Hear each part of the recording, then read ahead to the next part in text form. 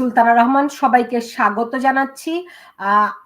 আজকে অনেকগুলো বিষয় জানেন, আমরা বাংলাদেশ নতুন বাংলাদেশ নামে আখ্যায়িত পেয়েছি, কিন্তু এই নতুন বাংলাদেশের যেই 3টি সরকারি ছুটির দিন, 3টি দিনকে আলাদা করে করা হয়েছে, এর মধ্যে সবচেয়ে আমার মনে পড়ছে এরশাদ আমলের কথা। যখন আমরা ছোট ছিলাম তখন আমরা গান গাইতাম, প্রতিদিন স্কুলে এই গান ছিল বাধ্যতামূলক।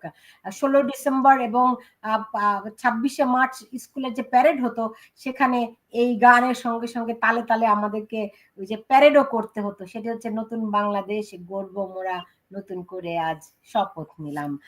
আর এখন ডক্টর ইউনূসের আমলে যে নতুন বাংলাদেশের কথা বলা হচ্ছে, আমার শুধুই মনে হচ্ছে যে ছোটবেলায় রাজনীতি আমরা অতটা বুঝতে পারিনি, কিন্তু নতুন বাংলাদেশের নামে বাংলাদেশে যে একটা স্বৈরতন্ত্রের একটা দীর্ঘ যাত্রা শুরু হয়েছিল, সেটি আমরা হয়তো ছোটরা অনুধাবন করতে পারিনি, কিন্তু বড়রা নিশ্চয়ই বুঝতে পেরেছিলেন। এবং আমাদেরকে প্রতিনিয়ত ওই নতুন বাংলাদেশের নামে সেই 80-র দশকে যেই স্বৈরতন্ত্রের নতুন মোড়কে নতুন বাংলাদেশের একটা স্বপ্নের কথা বলে বাংলাদেশকে যে আসলে গণতন্ত্র থেকে বিচ্যুত করা হচ্ছিল, বাংলাদেশকে যে আসলে একটা একনায়কতন্ত্রের দিকে নিয়ে যাওয়া হচ্ছিল, এবং বাংলাদেশের যেই স্বপ্ন আকাঙ্ক্ষাকে বুকে ধারণ করে 71-এর স্বাধীনতা অর্জিত হয়েছিল, তা যে লুণ্ঠনের সব বন্দোবস্ত হচ্ছিল, সেটি নিশ্চয়ই তখনকার যারা রাজনীতিবিদ ছিলেন তারা বুঝতে পেরেছিলেন, এবং সেজন্যই তারা এরশাদের আমলে ঐক্যবদ্ধভাবে আন্দোলন করেছিলেন। এবং তখন এরশাদকে সরাতে সময় লেগেছিল 9 বছর। কিন্তু এইবার আমরা যে নতুন বাংলাদেশের কথা শুনি, গত 10 মাসে আমরা সেই নতুন বাংলাদেশে অন্তত একটি জিনিস নতুন পেয়েছি, এটু সবাইকে স্বীকার করতেই হবে। সেই নতুন এমনই নতুন যে মানুষ আতঙ্কিত বোধ করছে, মানুষ ভাবছে এ কোন নতুন বাংলাদেশ। সেই নতুন বিষয়টি কি? সন্ত্রাস, মব। আমি মব বলি না, আমি বলি জঙ্গলি। বাংলাদেশে কিছু জঙ্গলিদের আছর পড়েছে, যেটিকে একদম সহজ বাংলায় যদি বলি, তারা এমন পরিকল্পিতভাবে জঙ্গলের রাজত্ব বাংলাদেশে কায়েম করেছে, যা বাংলাদেশের মানুষ আগে কখনোই দেখেনি। হ্যাঁ, বাংলাদেশে সন্ত্রাসী কর্মকাণ্ড কি আগে ছিল না? অবশ্যই ছিল, কিন্তু এখন যেমন নিয়মতান্ত্রিক ভাবে এবং একেবারে সংঘবদ্ধভাবে প্রতিনিয়ত গত 10 মাসে যেভাবে করে জঙ্গলিপনা চলছে, যেভাবে করে এই মব সন্ত্রাস চলছে, এরকমটি বাংলাদেশ আগে কখনোই দেখেনি। সেই অর্থে এই বাংলাদেশ নতুন বাংলাদেশই বটে। ফলে বলতে পারি আমরা যে নতুন বাংলাদেশের কথা ডক্টর ইউনূস আজকে ছুটির মাধ্যমে 3টি দিবসের মাধ্যমে বলছেন, সেটি আসলে এই যে যারা সন্ত্রাসী, যারা মব সন্ত্রাসের হোতা, তাদের জন্য নতুন বাংলাদেশ। এই নতুন বাংলাদেশ আসলে কতখানি প্রলম্বিত হবে সেই বিষয়টি জানার চেষ্টা করব, এবং আসল অন্তর্নিহিত উদ্দেশ্যটুকু কি এই নতুন বাংলাদেশের, সেই প্রশ্নেরও জবাব খোঁজার আজকে চেষ্টা করব। আমার সঙ্গে অতিথি হিসেবে রয়েছেন লেখক সাংবাদিক মঞ্জুরুল হক, রয়েছেন নিউ ইয়র্ক থেকে, রয়েছেন কলাম অনলাইন অ্যাক্টিভিস্ট এবং মানবাধিকার কর্মী রওশন আরা নিপা, এবং আমার সঙ্গে রয়েছেন বিএনপি চেয়ারপারসনের উপদেষ্টা এবং আন্তর্জাতিক সম্পর্ক বিষয়ক সম্পাদক গিয়াস আহমেদ। আপনাদের 3জন কি আমি একটু কারেকশন আছে, আমি ওই নির্বাহী কমিটির সদস্য। নির্বাহী কমিটির সদস্য। আচ্ছা, আপনার তাহলে উন্নতি হয়েছে, আগে আপনি আন্তর্জাতিক সম্পাদক। না, একটু নির্বাহী কমিটির সদস্য আগে ছিলাম, এটা এখনো আছে আন্তর্জাতিক সম্পাদক, ম্যাডাম দিয়েছেন ওটা কাজ করার জন্য, বাট মেইনলি হলো এক্সিকিউটিভ পোস্ট হলো নির্বাহী কমিটির সদস্য। নির্বাহী কমিটির, কিন্তু সবাই আপনাকে চেনে, এইসব পদ পদবি দিয়ে আপনাকে আমি করতে চাই না, আপনি তার এই পদের চেয়েও আরো অনেক বড়। তো প্রথমে আমি যেতে চাই জনাব মঞ্জুরুল হক আপনার কাছে। আমি ওই বলছিলাম যে ছোটবেলায় যে নতুন বাংলাদেশ গড়ব মোরা, নতুন করে আজ শপথ নিলাম, আমাদেরকে এর সম্ভবত এরশাদের রচিত গান হিসেবে এটিকে প্রচার করা হতো, এবং আমাদের উপর, ছোট্ট শিশুদের উপর এটি চাপিয়ে দেওয়া হয়েছিল, যাতে করে ছোট্ট শিশুদের মগজটি ভালো করে ধোলাই করা যায়, কিন্তু সেটি তো তারা পারেনি। এখন এই নতুন বাংলাদেশের অন্তর্নিহিত মাজেজাটা কি, সৈয়দ মঞ্জুরুল হক? এর মাজেজা কি সেটা হচ্ছে, আমি একটু যদি রেফারেন্স দিয়ে বলি, সেটি হচ্ছে ধরুন একটি সাবানের নাম হচ্ছে ধোলাই। তো সাবানটি 50 বছর বা 60 বছর ধরে বাংলাদেশে ব্যবহৃত হচ্ছে। তো এই সাবানটিকে আপনাকে প্রতি বছর যদি বাংলাদেশের মানুষের সামনে হাজির করতে হয়, তাহলে বলতে হবে যে নতুন মোড়কে, কিংবা বলতে হবে নতুন ভাবে এর ইনগ্রিডিয়েন্টস তৈরি হয়েছে, বা এতে অমুক কেমিক্যালস যুক্ত হয়েছে। তো আমরা দেখি বিজ্ঞাপনের ক্ষেত্রে ওই যে একই সাবান, ওই যে সাবানটির নাম ধোলাই, সেই সাবানটি প্রতি বছর ওই বিভিন্ন নায়িকাদের হাতে এসে নতুন নতুন করে তৈরি হয়। তো এখন ধরেন যে আমাদের এখানে যে গণতন্ত্রটি আছে, আমরা যে গণতন্ত্রের কথা বলি, সেই গণতন্ত্রের ভেতরে আপনি নতুন কি আনতে পারবেন? কিছুই আনতে পারবেন না। তাহলে আপনার যে শাসন, সেই শাসনটিকে অন্য শাসকদের থেকে আলাদা করার জন্য আপনাকে একটি শব্দ ব্যবহার করতে হবে, সেটি হচ্ছে নতুন একটি শব্দ। অর্থাৎ এটি একটি ব্র্যান্ড নিউ জিনিস, বা এইটি এর আগে কেউ দেখেনি। আমি আর একটা রেফারেন্স দিই। বাংলাদেশের যে কোনো কর্মকর্তা যখন বদলি হন কোন একটি ঘুষ খাওয়ার জায়গায়, বদলি হওয়ার পরে তিনি প্রথমেই তার অধীনস্থদেরকে ডেকে বলেন, আমি কিন্তু আগের আপনাদের যে অফিসার ছিল তার মতো নই, তার মতো করে ভাবলে আপনারা ভুল করবেন, আমি টু সাম এক্সটেন্ট ডিফারেন্ট, আমি একটু আলাদা। তো সেই ভদ্রলোক 1 থেকে 1.5 মাস হয়তো ওই আলাদা থাকেন, তারপরে আবার ওই গড্ডালিকা প্রবাহে গা ভাসান। এখন ডক্টর ইউনূসের সরকার বেসিক্যালি গণতান্ত্রিক কোন রকম কোন উল্লঙ্ঘন, গণতান্ত্রিক কোন ক্রিয়েশন বা গণতন্ত্রের কোন নতুন কোন ভার্সন উপহার দেন। আমাদের বাংলাদেশে এর আগে যতবার তত্ত্বাবধায়ক সরকার গঠিত হয়েছে, সেরকমই একটি তত্ত্বাবধায়ক সরকার উনি নাম দিয়েছেন ইন্টারিম গভর্নমেন্ট বা অন্তর্বর্তীকালীন সরকার। যেই সরকারটি আচরণ করছে একটি গণতান্ত্রিক সরকারের সমস্ত সুবিধা নিয়ে অগণতান্ত্রিক সিস্টেমে। সুতরাং এইটাকে যখন জনগণের কাছে আপনাকে লেজিটিমেসি দিতে হবে বা জনগণের কাছে গ্রহণযোগ্য করতে হবে, তখন সেখানে আপনাকে কিছু চটকদার শব্দ ব্যবহার করতে হবে। এই যে নতুন বাংলাদেশ, নতুন করে ভাবনা, আমাদের সবকিছু তরুণদের হাতে তুলে দিতে হবে, তরুণরাই ভাববে। তো যখন উনি এটা বলছেন যে তরুণদের হাতে নেতৃত্ব দিয়ে দিতে হবে, তরুণরাই বিশ্ব নেতৃত্ব দেওয়ার মতন যোগ্যতা রাখে, তাহলে আপনি 86 বছর বয়সে আপনি এখানে কি করছেন? সঙ্গত প্রশ্ন। আপনার যে 21 জন 22 জন যারা উপদেষ্টা আছেন, তার ভিতরে 2 জন বাদে সবাই তো 70 ঊর্ধ্ব বা 60 ঊর্ধ্ব। এরা কি জন্য আছেন?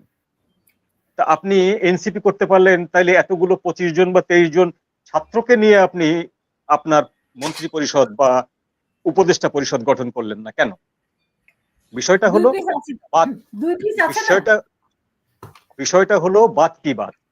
অর্থাৎ একটি কথা বলতে হবে জনগণকে ধোঁকা দেওয়ার জন্য, সেরকম একটি কথা নতুন করে আমরা হাজির করলাম, নতুন মোড়কে, নতুন প্যাকেজে, নতুন চেহারায়, নতুন নায়িকার হাতে, এবং নতুন ভাবে পাবলিশ করা হলো।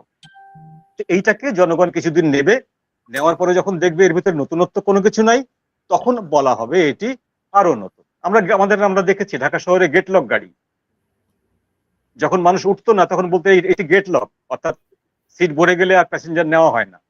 তারপরেও যখন মানুষ বিশ্বাস করে না, দাঁড়িয়ে ওঠে, তখন বলে সত্যি গেট লক। তারপরেও যখন মানুষ বিশ্বাস করে না, সেখানে উঠতে চায়, তখন বলা হয় আল্লাহর কসম গেট লক। আমি নিজে দেখেছি ঢাকা নারায়ণগঞ্জ গাড়িতে লেখা আল্লাহর কসম গেট লক। তো এর পরের বার আমরা দেখব প্রফেসর ইউনূস যদি টিকে থাকেন এই সরকার, ইনশাআল্লাহ আগামী বছর দেখব যে ব্র্যান্ড নিউ বাংলাদেশ। এবার তো বাংলায় বলতে নতুন বাংলাদেশ, এর পরের বার আমরা দেখব ব্র্যান্ড নিউ বাংলাদেশ। আপাতত এইটুকু, ধন্যবাদ। জনাব গিয়াস আহমেদ, আমরা যখন এই শেখ হাসিনা সরকারের পতন হলো, তারপরে শুনলাম যে বলা হয়েছিল যে নতুন স্বাধীনতা, আমাদের স্বাধীনতা অর্জন করেছে, দ্বিতীয় স্বাধীনতা। তো এখন আর তারা স্বাধীনতার কথা বলছে না, এখন তারা নতুন বাংলাদেশের কথা বলছে। তো বিএনপি এই নতুন বাংলাদেশে এই জুলাই সনদ যেটি ঘোষণা করা যাচ্ছে, সেটি হলে পরে তো বাংলাদেশের সংবিধান থাকবে না। বিএনপি অ্যাটলিস্ট বিএনপির প্রতিষ্ঠাতা জিয়াউর রহমান, তিনি মুক্তিযুদ্ধের ঘোষক দাবিদার, তিনি একজন সেক্টর কমান্ডার ছিলেন, বিএনপি মুক্তিযুদ্ধের দল, তাই না? তো এগুলো কিছুই থাকবে না, সেক্ষেত্রে বিএনপির ভূমিকাটা কি, তারা কিভাবে গ্রহণ করবে? ধন্যবাদ। আসলে আমি একটু ব্যাকেই যেতে চাই, সেটা হলো যে আজকের যে পরিস্থিতি, এই পরিস্থিতি তো হওয়ার কথা ছিল না। আমরা ৭১ সনে মুক্তিযুদ্ধের মাধ্যমে যে অর্জিত স্বাধীনতা, ন্যায় বিচার হবে, ভোটের অধিকার থাকবে, কিন্তু সেটা তো এই বিগত দিনে হয়নি। আর এই আওয়ামী লীগ যে স্বাধীনতার পক্ষে শক্তি হিসেবে দাবিদার, তারাও সেটাকে সেই গণতন্ত্র হত্যা করেছে, ন্যায় বিচার হত্যা করেছে, ৭১-এর যে চেতনা সেটা হত্যা করেছে। যে এই সমস্ত কারণেই কিন্তু আজকের এই যে বর্তমান দেশের যে ওই পরিস্থিতি। তো এই পরিস্থিতির দায়ী ১ম এ তো আওয়ামী লীগ। কারণ তারা ওয়ান ওয়ে চলেছে। একদিকে চলেছে ভারতীয় মানে প্রেসক্রিপশনে। তো এটা তো স্বাধীনতার মানে মূল মন্ত্র না, মূল চেতনা না। আর যেই কারণেই জুলাই যে অভ্যুত্থান বলেন, বিপ্লব বলেন হয়েছে। তো কথা হলো যে এখন একটা তো পরিবর্তন করতে হবে। পরিবর্তন তো দরকার। আপনি যেই নামেই ডাকেন এটা আর যেই নামকরণই করেন, এই পরিবর্তন তো প্রয়োজন আছে। আজকে সেই প্রয়োজনটা হচ্ছে কিনা সেটাই প্রশ্ন। যে সেই পরিবর্তনটা হচ্ছে না। এখানে আমি মঞ্জুরুল হক সাহেবের সাথে একমত যে পরিবর্তনটা হচ্ছে না। কিন্তু এই পরিবর্তনটা প্রয়োজন। আমাদের সংস্কার প্রয়োজন। যে আমাদের যে মন মানসিকতা, সেই মন মানসিকতার প্রয়োজন আছে। আজকে আপনার আইন করে কিন্তু সবকিছু আপনার পরিবর্তন হবে না যদি আমাদের মন মানসিকতা যদি আমাদের পরিবর্তন না হয়। আমাদের যদি চরিত্র আমাদের পরিবর্তন না হয়, তাহলে যতই আইন করেন না কেন, আইন করে কিন্তু কিছুই হবে না। আজকে এই মানে মন মানসিকতা পরিবর্তন করতে হবে, দেশপ্রেম থাকতে হবে এবং দৃষ্টান্তমূলক শাস্তি দিতে হবে যে কেউ যদি আইন ভঙ্গ করে। কিন্তু সেই আইন ভঙ্গ করার পরে আমরা তো সেই শাস্তিমূলক কোনো ব্যবস্থা দেখছি না। এটা বিগত দিনে আওয়ামী লীগের সময়ও আমরা দেখিনি। আর যেই কারণে এই পরিবর্তনের যে আমরা যে বক্তব্য দিচ্ছি, কিন্তু বর্তমান সরকার, অন্তর্বর্তীকালীন সরকারও সেটা আমরা কিন্তু দেখতে পাচ্ছি না। যেমন আমাদের এই মন্ত্রণালয়ের অনেকের বিরুদ্ধে যে অভিযোগ আছে, দুর্নীতির অভিযোগ আছে, যাদের পিএস, এপিএস, তদবির বাণিজ্য, এগুলি নিয়েও কিন্তু কোন রকম বিচারের সম্মুখীন তারা হননি। আপনার আজকে যদি সজীব ভুইয়ার এপিএস, পিএস যে দুর্নীতির অভিযোগে দুদকে ডাকা হলো, সেই মন্ত্রীর সেই উপদেষ্টা তো থাকার কথা না।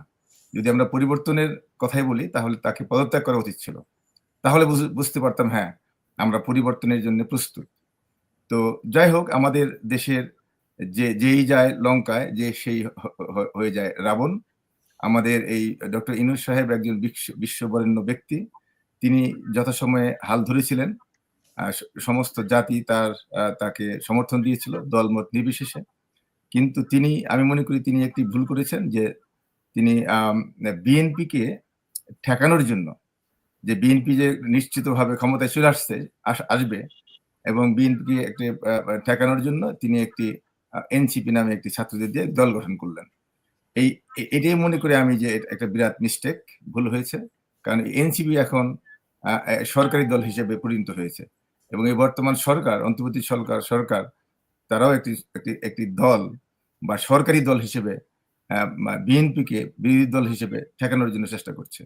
তো তাতে হয়েছে কি, এই যে জুলাইয়ের যে একটা ঐক্য ছিল, যে ঐক্যর মাধ্যমে অনেক কিছু করা যেত, কিন্তু সেই ঐক্যের ফাটল ধরেছে।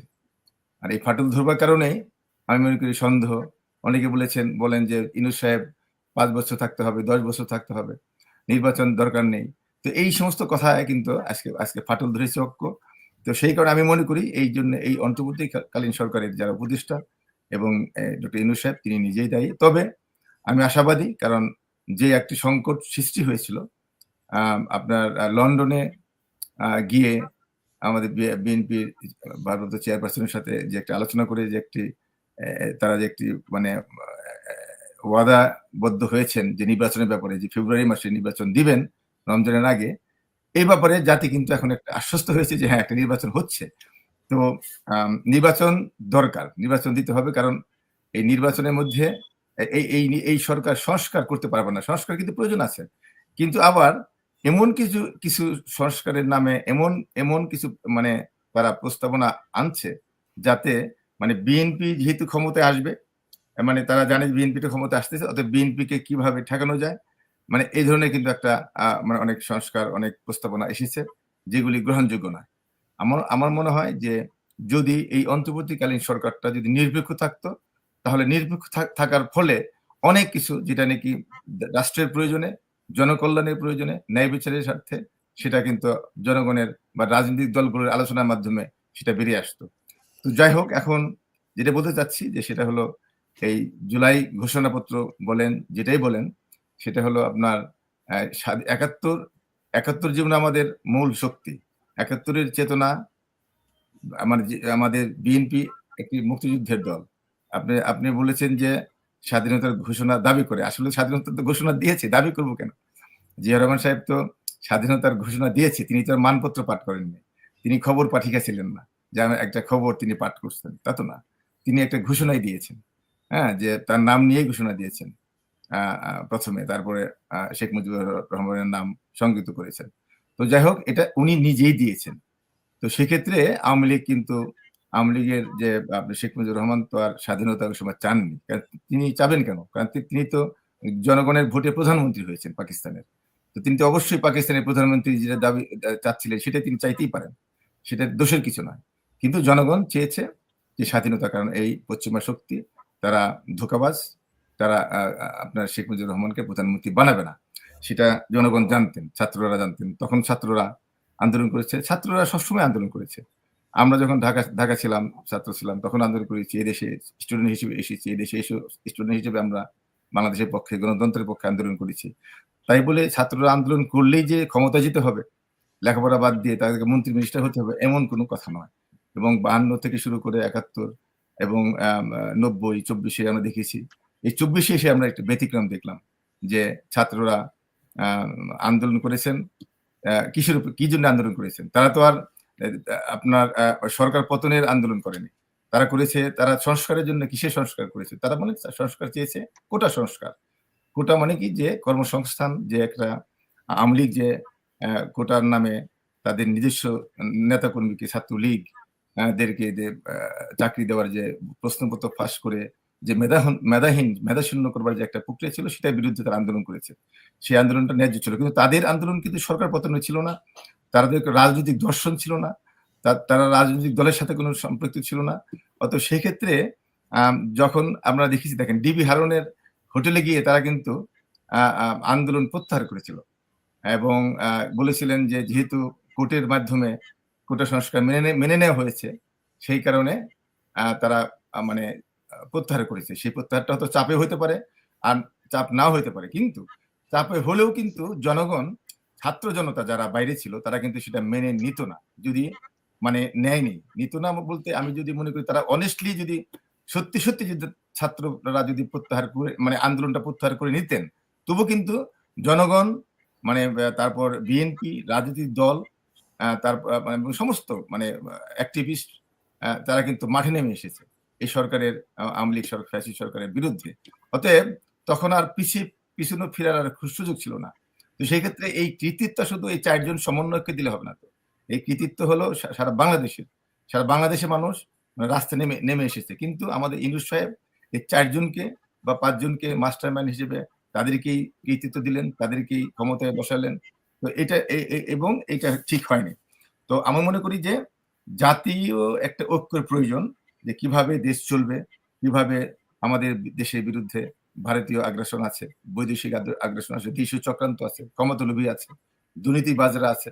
তো সেই ক্ষেত্রে আমি মনে করব যে অবশ্যই একটা ঐক্য আমাদের প্রয়োজন আছে।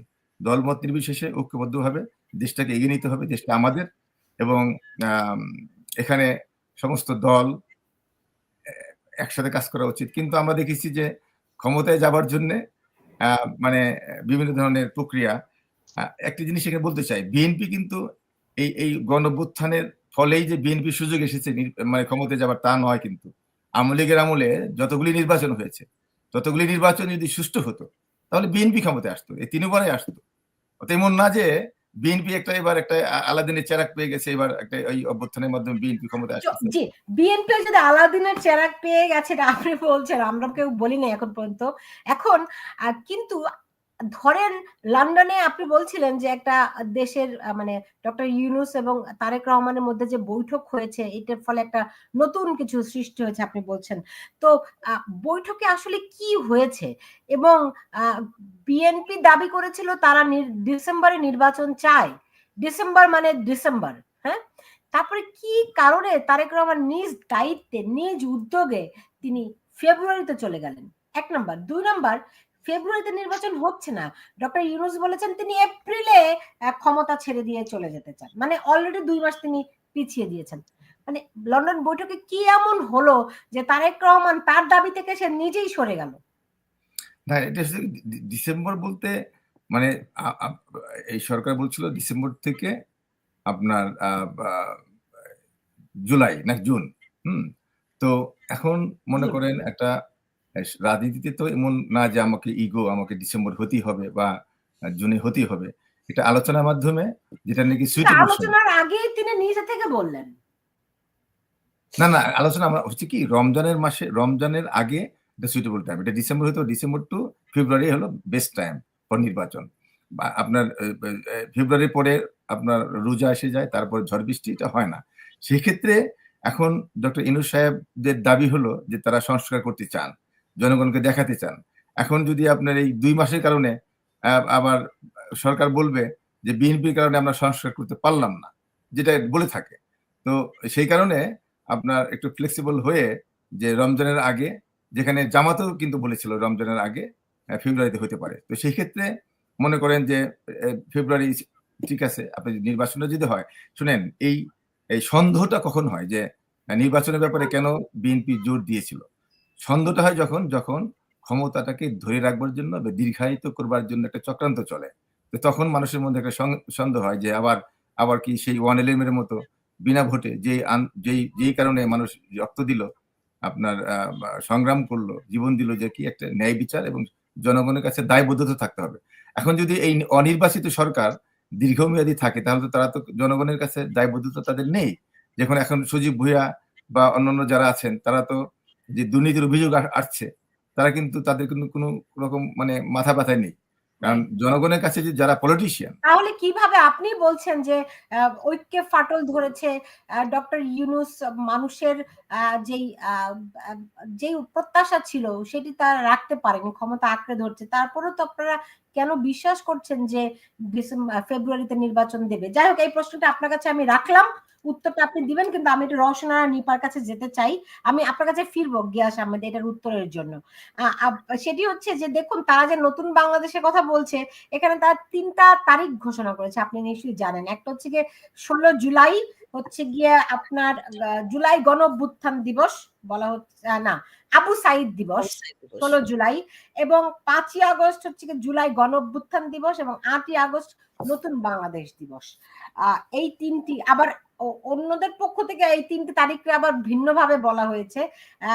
অন্যরা বলতে যারা এই সরকারের বিরোধী, আমি ধারণা করছি যে আওয়ামী লীগই হয়তো হবে বা অন্য কেউ হবে, আমি জানি না, এখানে কোনো ব্যানার আমি দেখতে পাইনি। তারা বলছে ১৬ জুলাই হচ্ছে গিয়ে ষড়যন্ত্র দিবস, ৫ই আগস্ট হচ্ছে গিয়ে পুলিশ হত্যা দিবস, এবং ৮ই আগস্ট হচ্ছে গিয়ে কালো দিবস।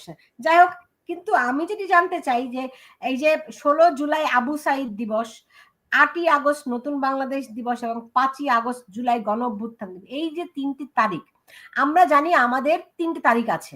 একটি হচ্ছে গিয়ে আমাদের ২৬শে মার্চ স্বাধীনতা দিবস, ২১শে ফেব্রুয়ারি আমাদের শহীদ দিবস, রাইট, এবং আমাদের ১৬ই ডিসেম্বর আমাদের বিজয় দিবস। হ্যাঁ, এই ৩টিকে প্রতিস্থাপন করার জন্য কি এই নতুন ৩টি তারিখ কিনা? হ্যাঁ, সুলতানা, ধন্যবাদ আমাকে আমন্ত্রণ জানানোর জন্য। আমার সঙ্গে ২ খুবই সিনিয়র পারসন আছেন। তারা অবশ্যই তাদের প্রজ্ঞা এবং তাদের কথা বলবেন।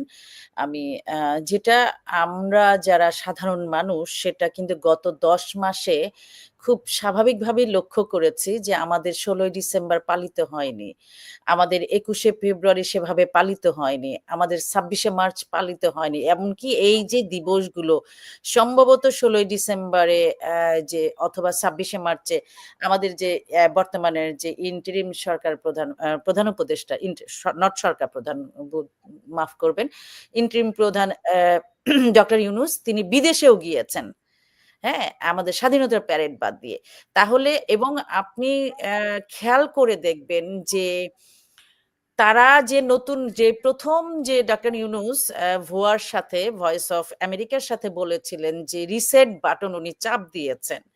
উনি বাংলাদেশের পুরনো ভুলে যেতে বলেছেন, যে মানে তার মানে সেই পুরনো ইতিহাসটা হচ্ছে বাংলাদেশের মুক্তিযুদ্ধ অথবা জন্ম এবং 1971 এবং সেই বিষয়গুলো তিনি টোটালি রিসেট করতে চান। আমার কাছে এটা সেই রিসেট বাটনেরই একটা অংশ এবং একটা কার্যকর পদক্ষেপ তাদের কাছ থেকে আমার মনে হয়েছে।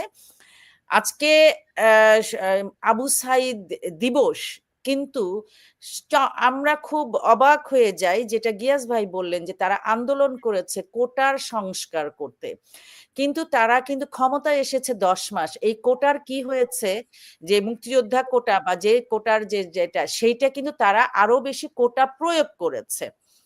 তারা তাদের লোকজন উইদাউট ইন্টারভিউ এবং যে কোনো ভাবে তারা সরকারের লোক ঢুকাচ্ছে। আমরা বিসিএস এরও একটা জিনিস দেখলাম যে তারা কিভাবে কত দ্রুত তাদের লোকজন ঢুকাতে পারে।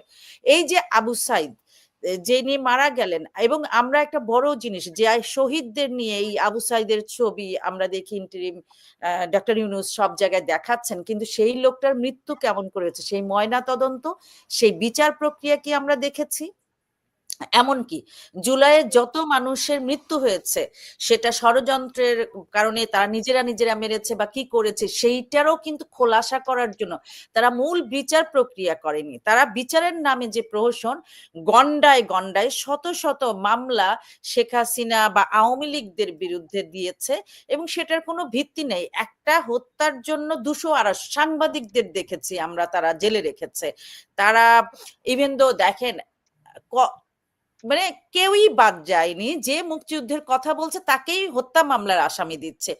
আপনি কয়দিন আগে কমিশনার, নির্বাচন কমিশনার নুরুল হুদার ঘটনা আমি চোখ দেখতে পারিনি, মানে আমার মনে হয়েছে আমি স্তব্ধ হয়ে গেছি। এই যে নতুন বাংলাদেশ, আপনি খুব চমৎকার ভাবে একটা টাইটেল করেছেন যে মব এর যে বাংলাদেশ সন্ত্রাসের, এবং এরা জঙ্গি। এবং আপনি একটা জিনিস খেয়াল করে দেখবেন, যখনই তারা তাদের পরিকল্পনাটাকে বাস্তবায়ন করতে চায় তখনই কিন্তু তারা মবটাকে উস্কে দেয়।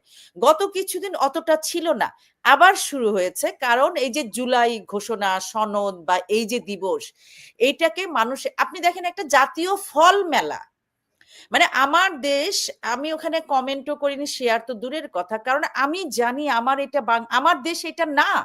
তারা এটাকে মানে সংগঠিত করছে, মবটাকে পিছন থেকে সংগঠিত করে তারা বিভিন্ন কার্যক্রম করছে এবং সারা পৃথিবীতে তারা সেটাকে উদাহরণ হিসেবে দিচ্ছে এবং মানুষের নজর ফল মেলায় ফল, মানে লুটতরাজ মব যেখানে সেখানে যাকে। এবং এই যে এইগুলো, এই দিবসগুলো আসলে, যেটা মঞ্জুরুল ভাই খুব চমৎকার করে বলেছেন যে দেখেন এরা আসলে বাংলাদেশটাকে চায় কিনা। যে বাংলাদেশের জন্ম হয়েছিল 1971 সালে, তারা কি ক্ষমতায় এসেছে সংস্কারের জন্য? না, তারা ক্ষমতায় এসেছে ক্ষমতাটাকে ভোগ করার জন্য, এবং তাদের একটা মূল এজেন্ডা যেটা দেশটাকে অকার্যকর করা, ব্যর্থ, হেনরি কিসিঞ্জারের সেই তলাবিহীন ঝুড়ি বা আমেরিকার বা সাম্রাজ্যবাদের জায়গায় তুলে দেওয়া। যে বাংলাদেশ গত 16 বছর একটা অর্থনৈতিকভাবে স্থিতিশীল হয়েছে, উন্নয়নশীল দেশের, সেই বাংলাদেশ মাত্র 10 মাসে আপনি কি দেখছেন? এটা তো একটা ম্যাজিক না, কিন্তু তারা এই ম্যাজিকটা ঘটাচ্ছে, ম্যাজিকটা ভালোর দিকে না যেয়ে তারা এটা প্রমাণ করতে চেয়েছে এটা একটা জঘন্য দেশ, এখানকার মানুষ জঘন্য, এখানে কোনো সততা নাই। যেমন ডক্টর ইউনূস লাস্ট কোথায় ঘুরতে গেলেন এবং সেখানে উনি ওপেনলি বললেন যে বাংলাদেশের মানুষ টাকার বিনিময়ে ভোট দেয়, লন্ডনে যে। তো এই যখন তার দেশের প্রতি একটা, আমার দেশ আমার হৃদয়ে থাকে, সেই দেশের প্রতি আমি যখন একটা ইন্টারন্যাশনাল প্ল্যাটফর্মে দাঁড়িয়ে একেবারে অ্যাভারেজ গয়ারে যখন আমরা কথা বলবো, সেই জায়গাটা যে মানুষের মুখ দিয়ে আসছে, যে মানুষটা ক্ষমতায় এখন প্রধান জায়গায়, সেই মানুষটা যে পুরো বাংলাদেশকে রিপ্রেজেন্ট করে, সে যখন এই কথা বলে তখন আসলে তার উদ্দেশ্যটা কি এটা আমরা বুঝতে পারি। আমি শেষ হওয়ার আগে গিয়াস ভাইয়ের কয়টা কথা বলবো, যে গিয়াস ভাইরা যারা বিএনপি করেন তারা হয়তো ভুলে যান সবকিছুতেই আসলে ওই যে যত দোষ নন্দ ঘোষ আওয়ামী লীগের উপরে চাপাতে পছন্দ করেন। আমি একটু অ্যাড্রেস করব আজকে এই যে বাংলাদেশের আপনারা যারা প্রত্যেকেই অভিযোগ করেন যে নির্বাচন হয়নি, গত বাংলাদেশ 16 বছর একভাবে হয়েছে, সেই জায়গাতে আপনারা 2000 আমরা কিন্তু ভুলে না এই যে হচ্ছে ইয়াজউদ্দিনের যে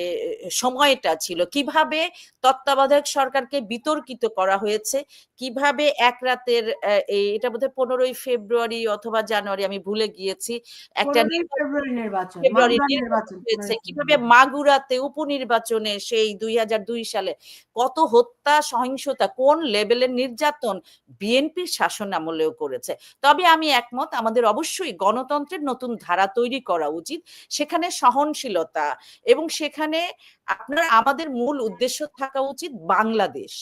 আজকে যারা রাজনীতি করেন তাদেরকে আমি সেলুট দিতে যাই, তারা কিন্তু যতই করেন, আমরা সব কথায় কথায় রাজনীতি, আমি নিজে সরাসরি এখানে করি কিন্তু আমি বাংলাদেশে করি না, এখানেও কোনো পার্টিজান না, তৃতীয় পক্ষ হয়ে কাজ করি, কিন্তু আমি রাজনীতিবিদদের স্যালুট দিতে যাই, দিন শেষে তাদের জনগণের কাছে ফিরতে হয়, সে বিএনপি আওয়ামী লীগ যাই করুক, কিন্তু তারা কিন্তু দেশের বাইরে ভাবতে হয়। একমাত্র জামাত এবং জামাতের B team, C team, NCP, এই যে এবি টেবি যা হচ্ছে, তারা অন্য পারপাস সার্ভ করার জন্য রাজনীতি, কিন্তু আজকে বিএনপি এবং আওয়ামী লীগ দুটো বড় দল, তারা ব্যাপক মানুষের এজন্যই সমর্থন পায়, দিন শেষে তাদের দেশের কাছে যেতে হয়। তো আমাদের নতুন ভাবে শুরু করার জায়গাটা যারা, এবং আমি আরেকটা বলতে চাই, গিয়াস ভাইরা যে স্বপ্ন দেখছেন ফেব্রুয়ারি নির্বাচন, আপনি যদি তথ্যগত বিশ্লেষণ, যেটা বাস্তবিক যুক্তিসঙ্গত ইতিহাস এবং বিশ্লেষণ করেন, এরা নির্বাচন দিবে কিনা আমার 100% সন্দেহ আছে।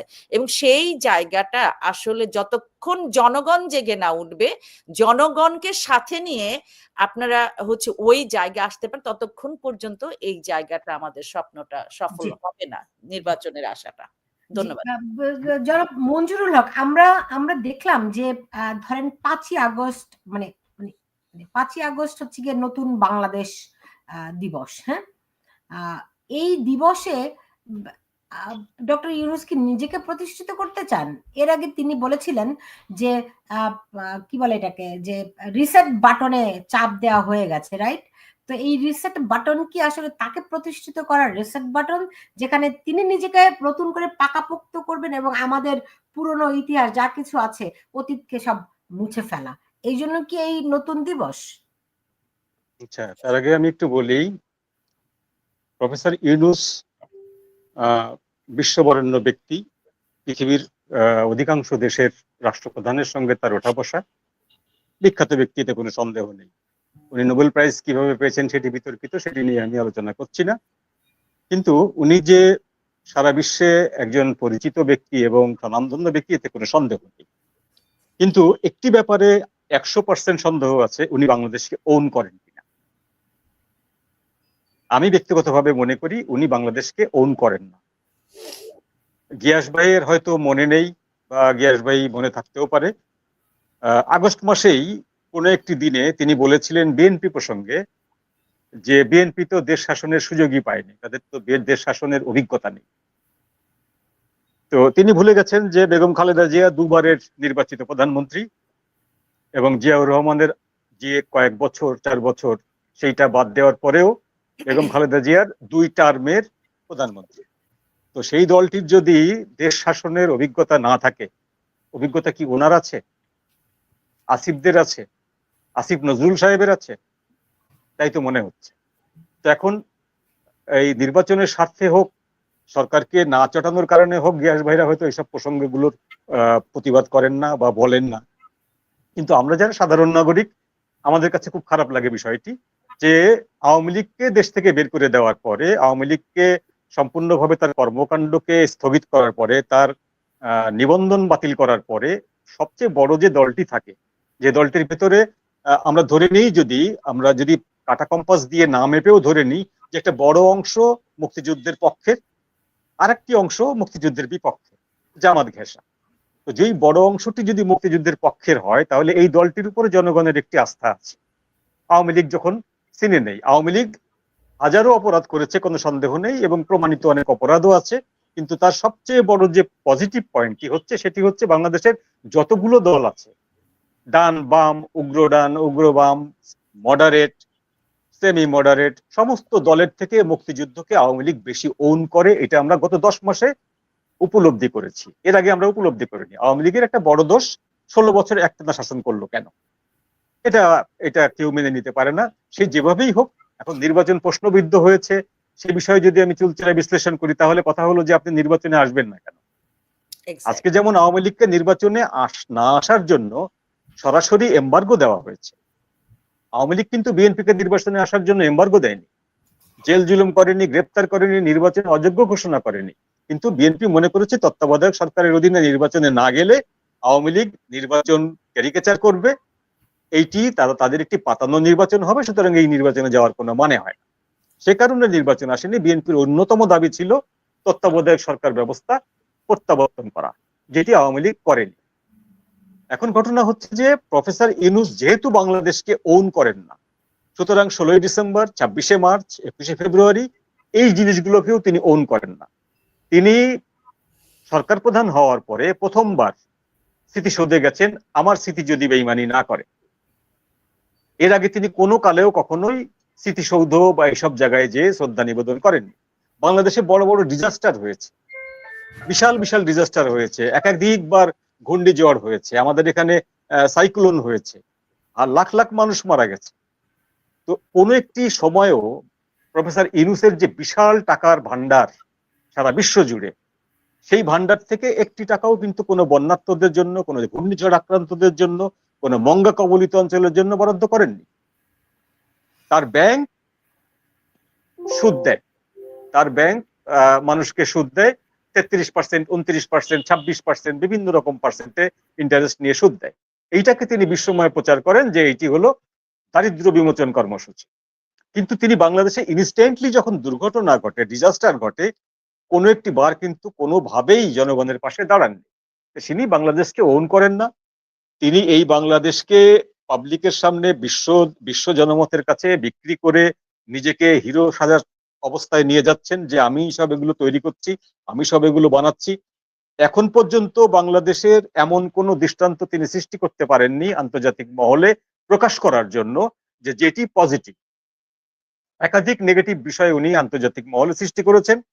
এই যে একটু আগে যে আমার সহবক্তা বললেন যে দেশের সবচেয়ে অমর্যাদাকর যে কথাটি, যে এদেশের জনগণ টাকা খেয়ে ভোট দেয়, তো জনগণকে এইভাবে সরাসরি অপমান করা একটি বিদেশি মিডিয়ার কাছে, এইটি কোনো সুস্থ রাজনীতিকের পক্ষে সম্ভব না।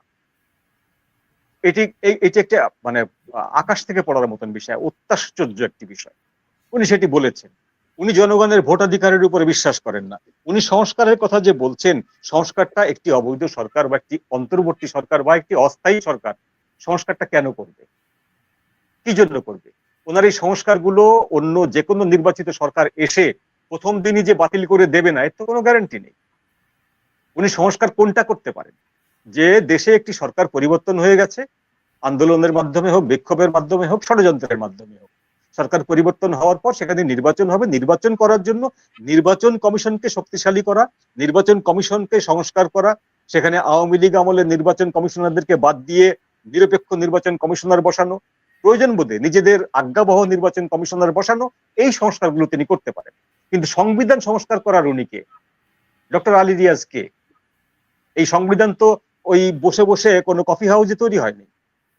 এই সংবিধান তৈরি হয়েছে রক্তক্ষয়ী মুক্তিযুদ্ধের মাধ্যমে, 30 লক্ষ মানুষের জীবনের বিনিময়ে, 2 লক্ষ মা বোনের ইজ্জতের বিনিময়ে সৃষ্ট একটি স্বাধীন দেশে বিচক্ষণ ব্যক্তি যারা সংবিধান বোঝেন, যারা আইন বোঝেন, তাদেরকে নিয়ে দীর্ঘদিনের চেষ্টার ফলে একটি সংবিধান রচিত হয়েছে।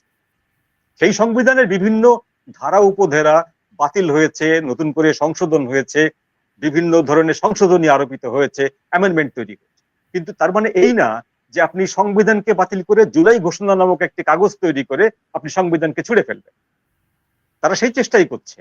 তাদের জুলাই ঘোষণা প্রক্লেমেন্ট মানে হচ্ছে সংবিধানকে ছুঁড়ে ফেলা। সংবিধানকে ছুঁড়ে ফেলতে পারলে বাংলাদেশে সংবিধান যে জিনিসগুলোকে প্রোটেক্ট করে, যে বিষয়গুলোকে প্রোটেক্ট করে, সেই বিষয়গুলোকে আর প্রোটেক্ট করতে পারবে না। এখন বিএনপি বরাবরই সংবিধান বাতিল করা বা সর্বত্র সংস্কার করা, দীর্ঘমেয়াদী সংস্কার করা, এই বিষয়গুলো বিরোধিতা করে এসেছে। আমি ফখরুল ইসলাম আলমগীর সাহেবকে একাধিকবার বলতে শুনেছি যে এই সংস্কারগুলো করবে রাজনৈতিক সরকার।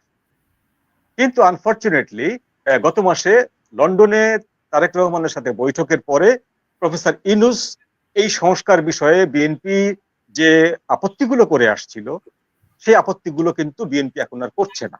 অর্থাৎ তারা যে কোনো কারণে হোক, সেই জিনিসটি যেহেতু পাবলিকলি আসেনি, পত্রপত্রিকায় সেভাবে আসেনি, দুইজনের ভিতরে কি গোপনে কথা হয়েছিল এবং সেখানে কোনো থার্ড পার্সন ছিল না, দুইজন একটি বাইলেটারাল বক্তব্য হয়েছিল। সেই বক্তব্য যেহেতু বাইরে আসেনি, আমরা জানি না কি আলাপ হয়েছিল, কিন্তু আমরা দেখছি যে সংস্কার, নির্বাচন এবং এই যে নির্বাচনের যে প্লেইং ফিল্ড, হ্যাঁ, ওপেন প্লেইং ফিল্ড বা সবার জন্য নির্বাচন বা ইনক্লুসিভ নির্বাচন, এই বিষয়গুলি থেকে বিএনপি কেন জানি না সরে আসছে। বিএনপি সরে আসছে এবং যত বিএনপি সরে আসছে তত বেশি সরকারের ডমিনেশনটা বেড়ে যাচ্ছে, এটি আমরা দেখছি। সেই ডমিনেশনটা কি? ডমিনেশনটা একটি হচ্ছে আইনি ডমিনেশন, আর একটি হচ্ছে বেআইনি ডমিনেশন। আপনি আজকে যে শিরোনামটি করেছেন সেটি হচ্ছে বেআইনি ডমিনেশন।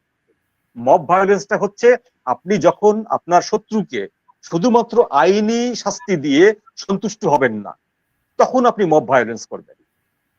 অর্থাৎ আপনি যদি আওয়ামী লীগের একজন লোককে বা এই যে নির্বাচন কমিশনার হুদা সাহেবকে যদি আপনি গ্রেপ্তার করেন, তাহলে কোর্ট তো তাকে থাপ্পড় মারবে না, কোর্ট তাকে জুতা মারবে না, কোর্ট তাকে কি করবে? 10 বছর, 5 বছর, 7 বছর সাজা ঘোষণা করবে। তাহলে সেই ব্যক্তিত্ব আসলে ওই রকম শাস্তিটা হলো না যে শাস্তিটি আমি মনে মনে চাই। আমি মনে মনে চাই এই ব্যক্তিকে জুতা পেটা করা উচিত। জুতা পেটাটা কে করবে? Unwanted people, unnamed people. এই পিপলটাকে আমরা বলছি যে মব। এই মবটা মানে হচ্ছে যখন আপনি আইনত বা আইনগত সুবিধা নিয়ে আপনার প্রতিপক্ষকে চরম জিঘাংসামূলক পদক্ষেপ নিয়ে তার প্রতিশোধ নিতে না পারবেন, তার উপরে ঘৃণা বর্ষণ করতে না পারবেন, তখন আপনি এই ধরনের এক্সট্রা জুডিশিয়াল উপায়ে চলে যাবেন। Crossfire is a extra judicial killing, encounter is a extra judicial killing. তেমনি রাস্তাঘাটে কোনো একটা ব্যক্তিকে অপরাধী সাব্যস্ত করে তাকে শাস্তি বিধান করা, তাকে অপদস্থ করা, অপমানিত করা, এটাও হচ্ছে এক্সট্রা জুডিশিয়াল ল এনফোর্সমেন্ট। আমাদের বাংলাদেশের সংবিধানের 35 ধারায় স্পষ্ট করে বলা আছে যে এই অধিকারটি কোনো নাগরিকের নেই। Nobody is there. পুলিশের স্পষ্ট জানে, পুলিশ জানার পরেও সেখানে পুলিশ নীরব, সামরিক বাহিনী জানার পরেও সামরিক বাহিনী সেখানে নীরব। দিস ইজ দ্য ট্র্যাজেডি, যে আমাদের সরকার খুব ভালো করে জানে যে আমি যদি এই ধরনের কোনো পদক্ষেপ নিয়ে ফেলি, আমার ল এনফোর্সমেন্ট ডিপার্টমেন্ট আমার বিপক্ষে যাবে না। দ্যাট মিনস যে law enforcement department and government এদের স্বার্থ ইকুয়াল। এই একটি জায়গায় আমি বিএনপির উপরে ভরসা করে আসছি গত 10 মাস ধরে, যে ল এনফোর্সমেন্ট ডিপার্টমেন্ট, সেনাবাহিনী, পুলিশ, বিডিআর, এভরিবডি যদি সরকারের সুরে গান গায়, একটি মাত্র মানুষের পরিত্রাণের জায়গা আছে, সেটি হচ্ছে সুপ্রিম কোর্ট, হাইকোর্ট এবং বিএনপি নামক একটি রাজনৈতিক দল, যে দলটি বাংলাদেশের সবচেয়ে বড় দল। আনফরচুনেটলি গত মাস থেকে বিএনপি আমাদেরকে ক্রমশ হতাশ করছে। ডিসেম্বরেই নির্বাচন হতে হবে ই-পত্রয় যোগে বলা বিএনপির ঘোষণা এবং সেনাপ্রধানের ঘোষণা ডিসেম্বরেই নির্বাচন হতে হবে এবং 1 জানুয়ারি নতুন একটি গভর্নমেন্ট পাওয়ার টেক ওভার করবে। এই দুটি ঘোষণা যখন ভায়োলেশন হলো, এই দুই পক্ষ থেকে কোন রকম কোনো প্রতিবাদ জানানো হয়, আইদার সেনাপ্রধান নর বিএনপি, কারো কাছ থেকে কোনো প্রতিবাদ জানানো হয়নি যে আপনি এই ডেট চেঞ্জ করলেন কেন, হোয়াট ইজ দ্য রিজন, করেনি। সেই জন্য আমি বিএনপির প্রতি এই গত 1.5-2 মাসে হতাশ। এখন যে মব ভায়োলেন্স চলছে এবং সরকারের যে কাজ চলছে, সরকার যদি বুঝতে পারে একবার যে তাকে বাধা দেওয়ার মতন যে রাজনৈতিক শক্তিটি, তাকে আমি অলরেডি মূল্য ঝুলিয়েছি, সে সেই মূলের পেছনে ছুটবে এবং অন্য যে বাধা দেওয়ার যে ল এনফোর্সমেন্ট ডিপার্টমেন্ট আছে, আবার আইন, বিচার এবং নির্বাহী বিভাগ, যে 3টি বিভাগ সরকারের প্রধান জিনিস, এই 3টি বিভাগকে আমি কুক্ষিগত করে ফেলেছি। তাহলে এই ভদ্রলোকের কাছ থেকে বিএনপি যদি নির্বাচন আশা করে, সেই আশাটি বাতুলতা। ধন্যবাদ। গিয়াস ভাই, আপনার কাছে অনেকগুলো প্রশ্ন এসেছে, আপনি তো বুঝতেই পারছেন যে এর মধ্যে একটি যেটি ধরেন এই যে একে নুরুল হুদা, সাবেক প্রধান নির্বাচন কমিশনার, তাকে যে যারা জঙ্গলি আক্রমণ করলো, সেই জঙ্গলিরা হচ্ছে কি বিএনপির এবং বিএনপির মিরপুরের স্বেচ্ছাসেবক দলের একটা পদেও আছে সে। তাকে আটক করা হলো, পরে আবার জামিনও পেল। এবং অনেকেই বলছেন, এবং আমি বিভিন্ন জায়গা থেকে খবরও পাচ্ছি, যত বাংলাদেশে মব হচ্ছে এটির বেশিরভাগই 90%-এরও বেশি করছে বিএনপি। বিএনপি তো রাজনৈতিক দল, নিয়মতান্ত্রিক রাজনৈতিক দল, তারা তো জঙ্গলি দল না, তারা জঙ্গিও না, তারা এই এই এই ছাত্র জনতার নামে তৌহিদি দলও না। তাহলে মানে বিএনপির লোকেরা কেন মবে জড়াচ্ছে ১ নাম্বার, এবং দল ৫,০০০-এর উপর বেশি কর্মীকে বহিষ্কার করছে, তারপরেও তারা এটা থামাতে পারছে না। আওয়ামী লীগের ভেতরে যেমন জামাত তারপরে ধরেন অন্য জঙ্গিরা ঢুকে যেমন আওয়ামী লীগের হয়ে অনেক রকম অন্যায় কাজগুলো করেছে, তারা নিজেরাই স্বীকার করেছে। আমরা দেখেছিও যে কিভাবে করে ছাত্র দলের একজন নারী নেত্রীর উপর আক্রমণ করেছে সে, ছাত্রলীগের নামে। সে কিন্তু বর্তমানে এই এনসিপির একজন নেতা। এরকম অসংখ্য ঘটনা আওয়ামী লীগের ভেতরে ঘটেছে। সেই ঘটনা বিএনপিতেও ঘটছে কিনা একটা প্রশ্ন আপনার কাছে থাকলো। আরেকটি, সব আলোচক, সব বিশেষজ্ঞ, বেশিরভাগ মানুষই বলছে যে ডক্টর ইউনূস নির্বাচন দিতে আসেননি। বিএনপি কেন ভরসা করছে ডক্টর ইউনূস নির্বাচন দেবে? এবং যে প্রসঙ্গটি মঞ্জুর ভাই তুলেছেন যে বিএনপি তো আওয়ামী লীগের আমলে চেয়েছিল একটি তত্ত্বাবধায়ক সরকারের অধীনে নির্বাচন। তারা তো তত্ত্বাবধায়ক সরকারের অধীনে নির্বাচনে যায়নি আওয়ামী লীগের আমলে। এখন যে ডক্টর ইউনূস, আপনি নিজে যেখানে বলছেন যে তারা একটি দলকে পৃষ্ঠপোষকতা করছে, এনসিপি কে সরকারি দল ডক্টর ইউনূস তৈরি করেছেন, আপনি নিজেই বলেছেন। সেই দলকে সঙ্গে নিয়ে কিভাবে নিরপেক্ষ নির্বাচন হবে বলে বিএনপি বিশ্বাস করতে পারছে?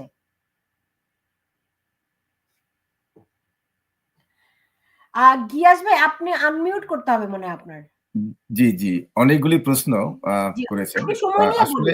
জি, মনে করেন আওয়ামী লীগ যে ১৫ বছর যেভাবে শাসন করেছে এবং শাসন করবার ফলে আপনার শুধু মানে বিএনপিকে নির্যাতন করেনি, রাষ্ট্রীয় কাঠামো আপনার ধ্বংস করে দিয়েছে। সেই কারণে লুটপাট করেছে টাকা পয়সা। সেই কারণে কিন্তু আওয়ামী লীগ বলেছে যে আমরা যদি ক্ষমতায় না থাকি তাহলে বিএনপি আমাদের উপরে আক্রমণ করবে, ৫ লক্ষ মানে কর্মীকে, নেতা কর্মীকে হত্যা করবে, লুটপাট করবে। এরপরে তারা জানে যে তারা কি করেছে, এই কথাগুলো বলেছে।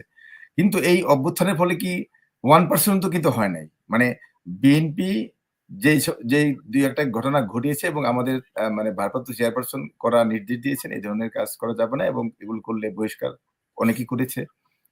কিন্তু একটা জিনিস, এই সরকার, বর্তমান যে সরকার, অন্তর্বর্তীকালীন সরকার, তারা কিন্তু মনে করেন এসে আওয়ামী লীগের মানে যারা অন্যায় করেছে, দুর্নীতি করেছে, যারা দেশে পালিয়ে আছে, যারা চলে গেছে, তাদের নামেও তেমন একটা বিচার কার্যক্রম শুরু করতে পারে না এবং যারা দেশে ভিতরে আছে তাদেরকেও তেমন একটা ধরতে পারেনি। মনে করেন এই নুরুল হুদার কথাই বলেন, নুরুল হক বা আওয়াল সাহেব, এরা তো, উনারা তো এই স্বৈরাচারী বা এই রাষ্ট্র কাঠামো ধ্বংস করবার পিছনে উনারা তো সহযোগী।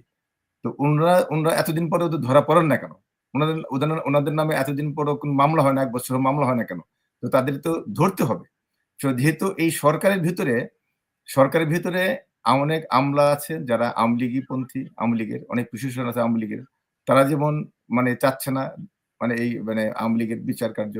আবার এনসিপি যারা আছে বা অনেক তত্ত্বাবধায়ক সরকারের যারা অনেকে উপদেষ্টা অনেকে আছেন, তারাও চাচ্ছেন না যে সমস্ত সংস্কার হয়ে যাক, বিচার হয়ে যাক তাড়াতাড়ি এবং তাড়াতাড়ি নির্বাচন হয়ে যাবে। মানে এই যে আপনাদের কথায় এসে গেছে যে ফেব্রুয়ারিতে নির্বাচন হবে কিনা। তাহলে সবকিছুর মধ্যে কিন্তু একটা সন্দেহ কাজ করছে। যে একদিকে যে যদি নির্বাচন না হয় তাহলে নিশ্চয়ই এটাকে এই সংস্কার নামে বা বিচার করব নামে এটা দীর্ঘায়িত করতে হবে। মানে বিচার হচ্ছে না। ১ বছরেও আওয়াল সাহেবের নামে মামলা হয় নাই, গ্রেপ্তার হয় নাই। উনারা তো এই সহযোগী। এই গণতন্ত্র ধ্বংস করবার জন্য, ভোট অধিকার লুটপাট করবার জন্য উনারা সহযোগী। তাদেরকে ১ বছরেও কেন ধরা হচ্ছে না? তো সেই কারণে আমরা মানে মব ভায়োলেন্স অবশ্যই ঠিক না। এটা সরকারের দায়িত্ব তাদের বিচার করা। সরকারের দায়িত্ব তাদেরকে গ্রেপ্তার করা।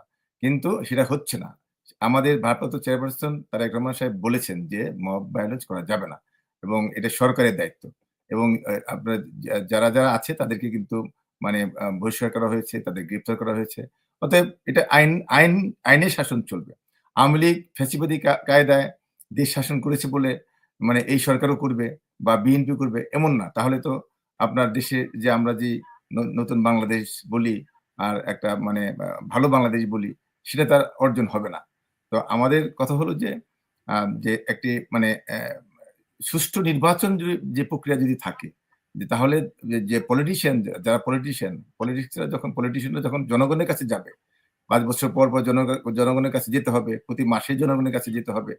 এবং এই জনগণের কাছে যাওয়ার যে এই যে প্রভিশনটা, এই প্রক্রিয়াটা যদি থাকে, তাহলে পলিটিশিয়ানরা দুর্নীতিবাজ হবে না, আপনার জনগণের পক্ষে কাজ করবে। সেটাই হলো আমাদের কাজ, যে তত্ত্বাবধায়ক সরকারের দাবিটা সেটাই বিএনপি করেছে। যে তত্ত্বাবধায়ক সরকার ছিল না বলে যে যায় নাই বিএনপি, তা তো না। বিএনপি আওয়ামী লীগের আমলে কিন্তু মানে বিএনপি নির্বাচনে গিয়েছে, হ্যাঁ গিয়েছে, কিন্তু দেখা গেল যে দিনের ভোট রাতে হয়ে গেল। তো তো আপনার কি হলো তাহলে? হ্যাঁ, দিনের ভোট রাতে হয়ে গেল। আপনার সেই কারণে আবার দেখা গেল যে 155 153টা মানে আসন তারা মানে আগে কনফার্ম করে ফেললো। মানে 153টা আসন না 55টা আসন তারা মানে কনফার্ম করে ফেললো যে হ্যাঁ, যাই হোক না কেন আমাদের ক্ষমতায় মানে আর কোনো বাধা রইল না। এবং যারা বিএনপির জন্য নমিনেশন কিনেছিল তাদেরকে বিভিন্ন কারণে এটা বাতিল করা হলো। তো এই যে যারা বাতিল করলো, এই যে নির্বাচন কমিশন, তো এদের তো বিচার করতে হবে। অনেক যদি দেশপ্রেমী হয়, আমার সরকার যদি চাপ দেয়, হ্যাঁ তোমার করতে হবে, আমি চাকরি করব না, আমি পদত্যাগ করব, সেটা তো সেই দৃষ্টান্ত তো কিন্তু বাংলাদেশে স্থাপিত হচ্ছে না।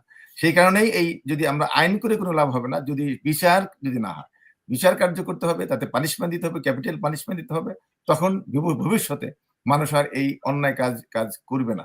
সেই কারণে আমি মনে করি যে এটা মানে বাংলাদেশের যে বর্তমান যে সরকার, অন্তর্বর্তীকালীন সরকার, সেটা করতে ব্যর্থ হয়েছে।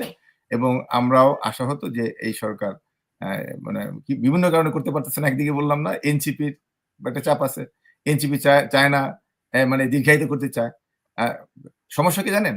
যদি দুইটা পক্ষ থাকে, দুইটা পক্ষ যদি মনে করেন নির্বাচন করে, দুইটা পক্ষ যদি মনে করে যে হ্যাঁ আমি জিতবো, মানে কোনো পক্ষই, দুইটা পক্ষই মনে করে আমরা জিতবো, তখন কিন্তু আপনার একটা প্রতিযোগিতা হয়। কিন্তু এখন তো কোনো প্রতিযোগিতা নাই, এখন তো সবাই জানে বিএনপি ক্ষমতায় আসতেছে। বিএনপি ক্ষমতায় আসতেছে, তাহলে কাজ করো, একে ঠেকাইতে হবে। হ্যাঁ, এখন এই যে এটা হলো একটা সমস্যা। তো বিএনপির আমাদের মঞ্জুর হক ভাই বলেছেন, বিএনপি কিন্তু প্রথম থেকেই মানে অনেক মানে নির্বাচনের ব্যাপারে চাপ দিচ্ছিল। এবং দেখা যাচ্ছে এমন ভাবে ফেসবুকে, তারপরে সরকারের তরফ থেকে, এনসিপির তরফ থেকে, বিভিন্ন সোশ্যাল মিডিয়ার মাধ্যমে বিএনপিকে এমন ভাবে প্রচার করছে যে বিএনপি ক্ষমতায় যাওয়ার জন্য মানে হন্যে আছে, মানে একদল গেছে আর একদল খাবে, এই ধরনের বিভিন্ন ভাবে কিন্তু বিএনপিকে একটা আপনার সোশ্যাল মিডিয়ায় মানে তাকে মানে জনগণ থেকে বিচ্ছিন্ন করবার চেষ্টা করেছে। সেই কারণে তবুও কিন্তু বিএনপি তাদের নীতি থেকে সরেনি। আপনার একটা জাতীয় স্বার্থে, মানে যেহেতু ডিসেম্বর থেকে ফেব্রুয়ারি মানে জুনের মধ্যে একটা মানে ঘোষণা আসছে, সেখানে ডিসেম্বর না হোক February is the best time. এটা একটা আমি মনে করি যে সঠিক সিদ্ধান্তই হয়েছে যদি নির্বাচন হয়। বাট নির্বাচন হতেই হবে। আমাদের কথা হলো যে যদি হয় না, এখন নির্বাচন হতে হবে এই জন্যে যে জনগণ কিন্তু আর এই 111 এর মতো সরকার দেখতে চায় না, বা জনগণের যে প্রত্যাশা, একটি ভোটের অধিকার। নির্বাচন হতেই হবে। নির্বাচন হওয়ার জন্য বিএনপি কি করছে? মানে না, বিএনপি কিন্তু মানে বিএনপি তো চাপ দিচ্ছে তো। বিএনপি দেখেন, বিএনপি যত চাপ দিয়েছে, আর কোন দল তো চাপ দেয়নি। জামাত ইসলাম তো চাপ দিচ্ছে না, এনসিপি চাপ দিচ্ছে না। না, জামাতও দিবে না, এনসিপিও দিবে না, কারণ তারা তো নির্বাচন চায় না। তারা তো জানে নির্বাচন হলে তারা ক্ষমতায় আসতে পারবে না। নির্বাচন হলে ক্ষমতায় আসতে পারবে শুধু বিএনপি, রাইট? তো তারা তো এক পক্ষ হয়েছে। বিএনপি ক্ষমতায় মানে নির্বাচন হওয়ার জন্য কি শক্ত অবস্থান গ্রহণ করতে পারছে? না, অবশ্যই বিএনপি কিন্তু, আপনারাই বলছেন বিএনপি একটা জনগণের দল। আওয়ামী লীগের আমলেও বিএনপির সুষ্ঠু নির্বাচন হলে ক্ষমতায় যেত। বিএনপি তো একটা স্বাধীনতার একটা পক্ষের দল। স্বাধীনতার আপনার চেতনা আমি মনে করি বিএনপি বহন করে। কারণ দেশনেত্রী আমাদের জিয়া রহমান সাহেব শুধু স্বাধীনতার ঘোষণাই দেননি, যুদ্ধ করেছেন। তারপরে তিনি সেই পট পরিবর্তনের সময় বাকশালী সেই শাসন থেকে তিনি গণতন্ত্র দিয়েছেন। ৭১-এর যে চেতনা, সেটা তো গণতন্ত্র, বাকশাল নয়। বাকশাল তো ৭১-এর চেতনার বিরোধী। তো সেই আবার জিয়া রহমান সাহেব বহুদলীয় গণতন্ত্র দিয়েছেন, সংবাদপত্রের স্বাধীনতা দিয়েছেন। আমি ওইগুলোতে যাই নাই। হ্যাঁ, আমি ওকে, বলছি যে সেটাই। এখন জি, আমি একটু রওশনা নিপা আপনার কাছে আসি যে বিএনপি কি যথেষ্ট শক্তভাবে সরকারকে চাপ তৈরি করতে পারছে, নাকি তাদের ভেতরে আলাদা করে কোনো সমঝোতা হয়েছে? যেমন আমি শুনতে পাই যে ডক্টর ইউনূস হবেন রাষ্ট্রপতি, তারেক জিয়া হবেন প্রধানমন্ত্রী, এরকম নানান রকম হিসাব নিকাশ। এখন কোনটা যে সত্য আর কোনটা যে গল্প সেটি ঠাউর করাও এখন খুব কঠিন হয়ে গেছে, কারণ তারা যে বৈঠকটি করেছেন সেই বৈঠককে একদম 1 to 1 বৈঠক, কোথাও কেউ আমরা জানতে পারছি না কি হয়েছে। Actually thank you so much. আমি একজন সাধারণ নাগরিক হিসেবে, বাংলাদেশের একজন সচেতন নাগরিক হিসেবে আমি আসলে হতাশ। শুধু হতাশ না, তবে আমার কাছে মনে হচ্ছে বিএনপি এরকমই। বিএনপির যেটা ওই যে উনি একটু বললেন না যে কেউ সোনার চামচ মুখে দিয়ে নাকি একটা কথা বললেন গিয়াস ভাই, আসলে বিএনপির সবসময় প্রত্যাশা থাকে এরকমই। গত ১৬ বছর বিএনপি সবসময় বলে আওয়ামী লীগ তাদেরকে নির্বাচন করতে দেয় না, অমুক করতে দেন, দাবি মানে না। কিন্তু আপনি দেখবেন যে মাঠে তারা নাই। হ্যাঁ, আবার বলবে জেল জুলুম। আপনি বোধহয় মনে করে থাকতে পারেন যে ২০০২ সালের ইলেকশনে, নির্বাচনের পর আওয়ামী লীগের কত পার্সেন্ট মানুষ জেল জুলুম খেটেছে। রাস্তায় মতিয়া চৌধুরী, নাসিমের মতো মানুষজন তাদেরকে রাস্তায় পিটিয়ে একদম রাস্তায় ফেলে দেওয়া হয়েছে। তারপরে তারা কিন্তু আন্দোলনে থেকেছে। এই জায়গাটা বিএনপি, আপনি যথাযথই বলেছেন, যা রটে তার কিছুটা বটে না, অনেকখানি বটে। আমার কাছে মনে হয়েছে হঠাৎ করে মির্জা ফখরুল এবং অন্যান্য নেতাদের এই যে জ্বালাময়ী বক্তৃতা, সেটা নিভে যাওয়া মূল কারণ, এখানে আপনারা জানেন যে ২১শে আগস্টের যে মামলাটা, সেখানে তারেক জিয়া যিনি আসামি, তার মামলাটা কিন্তু এখন পর্যন্ত খালাস হয়নি। সেটা ওনার ওইটার এখন আপিল করেছে আবার নতুন করে সরকার, যদি আমি ভুল না করে থাকি। তাহলে তার ওই জায়গার নিরাপত্তাটা এখন, বেগম খালেদা জিয়া বাংলাদেশের দুবার প্রধানমন্ত্রী, কিন্তু আমি গভীর দুঃখের সাথেই বলবো যে উনি সবসময় আপোষহীন নেত্রী থেকে উনি সবসময় আপোষ করেন তার ব্যক্তি বা পারিবারিক বিষয় নিয়ে। তো সেটা আমরা দেখেছি। আমাদের ধারণা ভুলও হতে পারে, ধারণা কখনোই সঠিক 100% হবে না। হয়তো তারেক জিয়ার নিরাপত্তা, এবং দেখেন এই যে সুসময় চাচ্ছে বিএনপির একটা, অথচ তারেক জিয়া দেশে আসেনি, কারণ উনি ওই ঝুঁকিটাই নেবেন না। তো এই যে জায়গাটা, আপনি রাজনীতি করবেন কিন্তু আপনি ঝুঁকি নিবেন না, আপনি মাঠে থাকবেন না, আবার আপনার সমস্ত কিছু নিরাপত্তার গ্যারান্টি যখন যখন আপনি কারো কাছ থেকে কোনো কিছু নিবেন এবং আপনার ওই বিষয়টা আছে, এটা তো বিনিময়, সে তো এমনি এমনি দিবে না। কারণ ক্ষমতার ওই যতক্ষণ মির্জা ফখরুলরা কথা বলেছেন, ততক্ষণ একটা প্রেসার অনুভব করে ডাক্তার ইউনূস তারেক জিয়ার সাথে দেখা করলেন, কিন্তু খালেদা জিয়া বললেন না, সরকারের সাথে এত কিছু করা যাবে না, তোমরা নমনীয় হও। তাহলে উনি কোন জায়গা থেকে, উনি কি দেশের স্বার্থকে আগে রাখলেন, নাকি ওনার পুত্রের ব্যাপার বা পারিবারিক যে বিষয়টা, ব্যক্তি স্বার্থকে উনি আগে রাখলেন? সেটা কিন্তু আমাদের দেখার বিষয়। এবং এটা আমরা বলতেই পারি যে বিএনপি এইখানে অনেক ভালো ভালো নেতা আছেন যারা চান ব্যাপকভাবে, বিএনপির ব্যাপক হয়তো সমর্থকরাও চান, কিন্তু এখানে মূল নেতৃত্ব যারা টপ লেভেলের বা হচ্ছে মেইন যে নেতৃত্ব, তারা তাদের নিজেদের স্বার্থের কাছে দেশটাকে বলে দিলেন। এবং আমি একটা জিনিস একটু গিয়াস ভাইয়ের কথাই বলবো, যে 10 মাসে এমন কিছু হয়নি, আমি খুব কষ্ট পেলাম কথাটাতে, লজ্জাও পেলাম। এই কারণে আপনি 16 বছর কেন, বিগত ইতিহাসে এই যে মব কালচারটা যেভাবে বিএনপির লোকজন করছে, সেইটাকে যদি আপনারা বৈধতা দিতে চান একজন সচেতন মানুষ হিসেবে, সেটা BNP, Awami League, NCP, what ever it is, এই জায়গাটাতে আমাদের লজ্জা হওয়া উচিত। আজকে কোর্টের মধ্যে ডিম ছোড়া থেকে শুরু করে হেনস্থা, যেখানে সেখানে একজন মুক্তিযোদ্ধাকে যখন গলায় মালা, আপনারা যারা মুক্তিযুদ্ধের দল হিসেবে দাবি করেন বিএনপি, তারা কি একবারও বলেছেন যে এই কাজগুলো অন্যায় হচ্ছে? আপনি রাস্তায় যেভাবে মুক্তিযোদ্ধাদের এবং মুক্তিযুদ্ধের সমর্থনকারীদের গলায় জুতার মালা দেওয়া, থাপ্পড় দেওয়া, জুতা মারা, আপনি একজন নুরুল হুদা, তিনি নির্বাচন কমিশনার ছিলেন, উনি তার দায়িত্ব পালন করেছেন রাষ্ট্রীয় কাঠামো, ওনার বিরুদ্ধে সুনির্দিষ্ট অভিযোগ ছাড়া যে হেনস্থা, আপনি বলেন ওনার বিরুদ্ধে মামলা হওয়া উচিত। তাহলে আজকে বা গত 16 বছর, ইভেন বিএনপি যতবার ক্ষমতায় ছিল, সেই সময়কার যারা নির্বাচন কমিশনার থেকে শুরু করে যে 15ই ফেব্রুয়ারির যে নির্বাচনের তামাশা, তাদেরও তো মামলা দেওয়া উচিত, তাদেরও তো সরাসরি মবে মেরে ফেলা উচিত। এটাই উদাহরণ কি আপনারা সৃষ্টি করতে চান? মানে আমার প্রশ্ন হচ্ছে, একজন সচেতন মানুষ কিভাবে এটাকে বৈধতা, আপনারা যখন এতটুক বৈধতা দিবেন, তখন এই জায়গাটাই মাঠে তৈরি হয়। আজকে কি আমরা তৈরি আপনারা এইটা দিন তো দিন থাকবে না। ইতিহাস বলে ৭৫-এর পরে আওয়ামী লীগ ফিরত এসেছে, ২৫-এর পরে ২৪-এর পরেও আওয়ামী লীগ কোনো না ভাবে ফিরে আসবে। আজকে সবসময় বলা হয় মুক্তিযুদ্ধকে আওয়ামী লীগ কুক্ষিগত করেছে। গত ১০ মাস আপনারা কি করেছেন? গত ১০ মাস আপনাদের সুযোগ ছিল, আপনারা মুক্তিযুদ্ধটাকে ওন করতেন। তারপরে দেখতেন মানুষ কি বলে। আপনারা ধরেই নিয়েছেন মুক্তিযুদ্ধটাকে কেউ ওন করে না। বাংলাদেশে আজকে একেবারে গ্রাসরুট যে মানুষগুলো যে স্বপ্ন নিয়ে দেশটাকে তৈরি করেছিল, আপনার আইডেন্টিটি যেখানে থাকছে না, আপনার একটা দেশের কোনো কিছুই তাই, সেখানে আপনি কোথায় রাজনীতি করবেন ভাই? দিন শেষে দেশটাকে এক রাখতে হবে রাজনীতিতে। আপনি কোনোভাবে মবটাকে এইভাবে জায়েজ করতে পারেন না। এবং এই যে জাস্টিফিকেশনটা দেখছেন, সেইটাতে কালকে আপনার উপরে হবে না, এটা কে বলছে ভাই? এখানে আমরা জানি শুধুমাত্র দলীয় স্বার্থে হচ্ছে না, ব্যক্তির স্বার্থের ক্ষেত্রে হচ্ছে। কারোর সাথে কারো ব্যক্তিগত সমস্যা, কারণ হচ্ছে সে জানে যে মবটা করার পরে তার কিছু হবে না, আপনারা এটা করতে দিচ্ছেন। আজকে আপনাদের দলীয় বিভাজন যে পরিমাণ, আপনাদের মানে প্রতিটা রাজনৈতিক দলই থাকে, সেখানে বিএনপির তো আরো অনেক বেশি, সেই বিভাজনে এক পক্ষ যে আর এক পক্ষ মাকে এই যে মবের কারণে তারা মেরে ফেলবেন, এটা কে বলছে? এটাতে শিকার আপনি কালকে হইতে পারে, আপনি আজকে ও হয়েছে, কালকে আপনি হবেন, পরশু আমি হব। এইটাকে মানেন, এই স্বীকার করে এই জায়গাটা আওয়াজ তোলেন দেশের স্বার্থে। প্লিজ দেশটাকে এইভাবে ধ্বংস এইরকম করতে দিয়েন না। আজকে যে সরকারি চাকরি করবে তাকে আপনি বলবেন ওর নামে মামলা হয়, এটা কোন ধরনের কথা? সে কি করাপশন করেছেন? তার কিন্তু তদন্ত হয়েছে।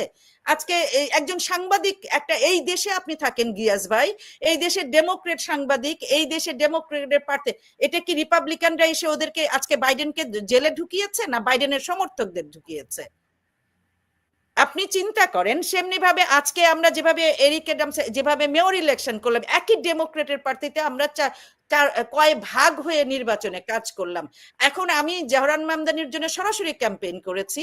আমাকে কি হচ্ছে জোহরান মামদানি যদি না আসতো, আমাকে যদি কমু আসতো, সে কি আমাকে অ্যারেস্ট করতো? সেটা কি অপরাধ? একটা বন্য মত থাকা, সেই মতের সমর্থন করা, এখানে আইনগতভাবে সে কতটা অপরাধ করেছে সেই জায়গা নিয়ে এসে আপনি কেস করেন, এবং সেটাকেও তদন্ত হইতে হয়।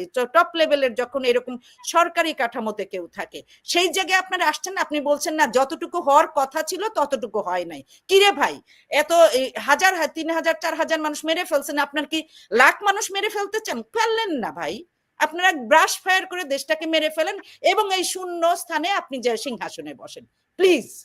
এবং এইটাই আপনার দেখার বাকি। এবং আজকে আওয়ামী লীগ সবসময় নিয়ন্ত্রিত ভাবে তার শাসন কাঠামো চালিয়েছে। আমরা মনে হয় গ্যারান্টি দিতে পারবো না ভবিষ্যতে কি হবে। ধন্যবাদ। সরি আপনি তো বিএনপি, আমি একটু জবাব দিতে হবে। হচ্ছে কি যে আপনি বিএনপি আওয়ামী লীগ যারা করে এবং যারা সমর্থক, তার সমস্যা হলো যে তারা জামাত ইসলামের মতো, মানে জামাত ইসলাম যেমন ৭১-এ ভুল স্বীকার করে না, মানে আপনারাও কখনোই ভুল স্বীকারটা করতে চান না। আমি ভুল স্বীকার করার কথা বলিনি, আমি যে প্রশ্নগুলো যৌক্তিক জায়গা দিয়েছি, আমি ভুলের কথা বলিনি। এই যে 15টি বছর যেভাবে শাসন করেছে এবং যারা সহযোগী, তাদের তো বিচার হতেই হবে। আপনি সুনির্দিষ্ট মামলার ভিত্তিতে বিচার করেন, আপনি মব করতে পারেন না। মব করে কিন্তু আমরা সমস্ত দিচ্ছে না। আপনি মবের উপরে কিন্তু আমাদের, আমি কথা বলি, আমাদের ভারপ্রাপ্ত চেয়ারপারসন এটাকে নির্ধারিত করেছেন এবং সেটাকে বাধা দিয়েছেন, যেটা করা যাবে না। কিন্তু বিচার তো করতে হবে। আপনার বিচার প্রক্রিয়াগুলি আপনার এখন পর্যন্ত হচ্ছে না কেন? কারণ আমি যেটা বলেছি যে এই সরকারের মধ্যে আওয়ামী দোসররা এখনো আছে, ম্যাক্সিমাম আমলা, পুলিশ, আওয়ামী লীগের দোসররা আছে। তারপরে আপনার যারা এনসিপি আছে তারাও চাচ্ছেন না যে তাড়াতাড়ি মানে বিচার হোক। বিভিন্ন কারণে এই বিচার কার্যগুলি হচ্ছে না। না, এটাতে আপনারা বিচার প্রক্রিয়া চালানোর জন্য আন্দোলন করেন, সরকারকে বিচারে বাধ্য করেন। আপনি বক্তব্য সময় বলেন না ভাই, না, আপনি বক্তব্য সময় বলেন। আমি অবশ্যই আমরা বিচারের কারণে, বিচারের জন্য আমরা আন্দোলন করছি যে এই বিচার করবেটা কেনা। এখন বিচারটা কি এই সরকার তো করতে পারবে না। সেই কারণে তো আমরা বলছি নির্বাচন দিতে হবে, একটি দলীয় সরকার বিচারটা করতে পারবে। কারণ দলীয় সরকার আসলে এই আওয়ামী লীগের দোসররা যে এখন ঘাপটি মেরে আছে প্রশাসনে, তারা থাকবে না। আপনার এই এনসিপির এখন যে ক্ষমতায় থাকার যে একটা প্রয়াস, সেটাও থাকবে না। এই কারণেই একটা দলীয় সরকারের মাধ্যমেই বিচারটা করতে হবে, এই সরকার বিচার করতে পারবে না। আমি যেটা নাকি আরেকটা জিনিস আপনি বলছেন যে আমাদের দেশনেত্রী বেগম খালেদা জিয়া পরিবারের জন্য আপনি বলছেন আপোষ করেছেন। দেশনেত্রী বেগম খালেদা জিয়া আপনার এরশাদের সময় তিনি অফার পেয়েছিলেন প্রধানমন্ত্রী মানে যাননি। শেখ হাসিনা গিয়েছেন, জামাতের সাথে আন্দোলন করে সংসদে গিয়েছেন। আপনাদের দল জামাতের সাথে আন্দোলন করে সংসদে গিয়েছেন, মানে ওই ৮৬ মানে নির্বাচনে গিয়েছেন, যাদের সাথে বেইমানি করেছেন। কিন্তু সে খালেদা জিয়া করেননি। আবার 111 এর সময়ও খালেদা জিয়া বেইমানি করেননি। এই জেনারেলরা মানে আমাদের খালেদা জিয়ার কাছে গিয়েছিলেন যে আপনাকে আমরা ক্ষমতায় আনবো। তিনি বলছেন না, পিছনের দরজা দিয়ে আমরা ক্ষমতায় আসতে চাই না। শেখ হাসিনার কাছে গিয়ে একটা আঁতাত করেছেন। শেখ হাসিনা আঁতাত করার ফলে মঈনুদ্দিনকে বিচার করেনি। মাসুদউদ্দিনকে ৩ বার প্রমোশন দিয়েছে, অ্যাম্বাসেডর করেছে। তো এই মানে কোন 111 এর নায়কদেরকে শেখ হাসিনা মামলা করেছে? করে নাই। কারণটা কি? এটা একটা বাতানো নির্বাচন ছিল, চক্রান্ত। আওয়ামী লীগ কোন সময়ে শেখ হাসিনা চক্রান্ত ছাড়া মানে ক্ষমতায় আসতে পারে নাই। 111 এর সময় সে বলেছে যে হ্যাঁ, আমরা তাদেরকে রেকটিফাই করব। তো এগুলি তো আবার এরশাদের সময় বলেছে যে হ্যাঁ, এরশাদেরকে অভিনন্দন করেছে। অতএব আওয়ামী লীগ কোনদিন স্বাধীনতার পক্ষে শক্তি ছিল না। আওয়ামী লীগ বাকশাল করে মানে গণতন্ত্র হত্যা করেছে। আপনার শেখ হাসিনা জামাতের সাথে যুগপৎ আন্দোলন করেছে, এরশাদের সাথে গিয়েছে, 111 এর সাথে গিয়েছে। অতএব আবার ১৫ বছর ক্ষমতায় এসে তত্ত্বাবধায়ক সরকার যদি থাকতো তাহলে কিন্তু এই নির্বাচনটা সুষ্ঠু হতো। আপনি বলেছিলেন মাগুরার, সারা বাংলাদেশে একটা জায়গায় একটু বিতর্ক ছিল। সারা বাংলাদেশে একটি জায়গায় যে একটা বিতর্কিত যে মাগুরা নির্বাচন। আপনি সেটা নিয়ে আন্দোলন হয়েছে। তারপর জামাত বলেছে যে তত্ত্বাবধায়ক সরকার দিতে হবে এবং তত্ত্বাবধায়ক সরকার না দিলে তারা পদত্যাগ করেছে সংসদ থেকে। আওয়ামী লীগ পদত্যাগ করেছে একসাথে। আওয়ামী লীগ জামাত একসাথে আন্দোলন করেছে। এখন তত্ত্বাবধায়ক সরকারের বাইরে এসে আমি তত্ত্বাবধায়ক সরকারের জন্য আমি আন্দোলন করছি, অথচ সংসদে তারা পদত্যাগ করেছে। সংসদে এটা আইন করতে হবে। সে আইন করার জন্য একটা নির্বাচন দিতে হবে। দেখেন কত অযৌক্তিক দাবি। শেখ হাসিনা জামাত একসাথে যুগপৎ আন্দোলন করে বললো যে তত্ত্বাবধায়ক সরকার দিতে হবে, কিন্তু সংখ্যাগরিষ্ঠ নেই বিএনপির তখন। তাহলে কিভাবে দিবে? তখন এই যে ১৫ই জানুয়ারি নির্বাচনে না ফেব্রুয়ারি নির্বাচন দিয়ে খালেদা জিয়া নির্বাচন দিয়ে ক্ষমতা ধরে রাখেননি। নির্বাচন দিয়ে তত্ত্বাবধায়ক সরকার করে পদত্যাগ করেছেন এবং সেই পদত্যাগ করে দেশ থেকে পালিয়ে যাননি। তিনি ওই নির্বাচনে ১১৬টা আসন পেয়েছে। অতএব আপনি বিএনপির সাথে আওয়ামী লীগের তুলনায় হয় না। আর সেই কারণে এখন যে আন্দোলনটা চলছে, এখন আমরা আবার বলি যে এখন যে মব ভায়োলেন্স আমরা প্রতিবাদ করছি, তবে আমরা চাই যে এই ফ্যাসিবাদের বিচার হতে হবে। এই এখনো তারা মানে আমলারা বসে আছে, ম্যাক্সিমাম আমলারা তো আওয়ামী লীগের সময় হয়েছে। এই ১ বছর কেন মানে আওয়ালদের এবং নুরুল হকদের বিচার হচ্ছে না, মামলা হলো না কেন? তারা তো এই সহযোগী, গণতন্ত্র হত্যা করবার সহযোগী, দিনের ভোর রাতের হবার জন্য সহযোগী। আজকে প্রধান বিচারপতিকে দেশ থেকে তাড়িয়ে দেয়, তারা দেশ থেকে পলায় যেতে পারতেন যে হ্যাঁ, এই দেশে থাকা যাবে না। আপনি আমেরিকার সাথে তুলনা করছেন, আমেরিকার সাথে আর ১৫ বছর ফ্যাসিবাদের শেখ হাসিনার সাথে তুলনা করেন। দেশ থেকে পালিয়ে গেছে মানে বাইডেন, এই দেশ থেকে পালিয়ে গেছে নির্বাচনে হেরে গিয়ে।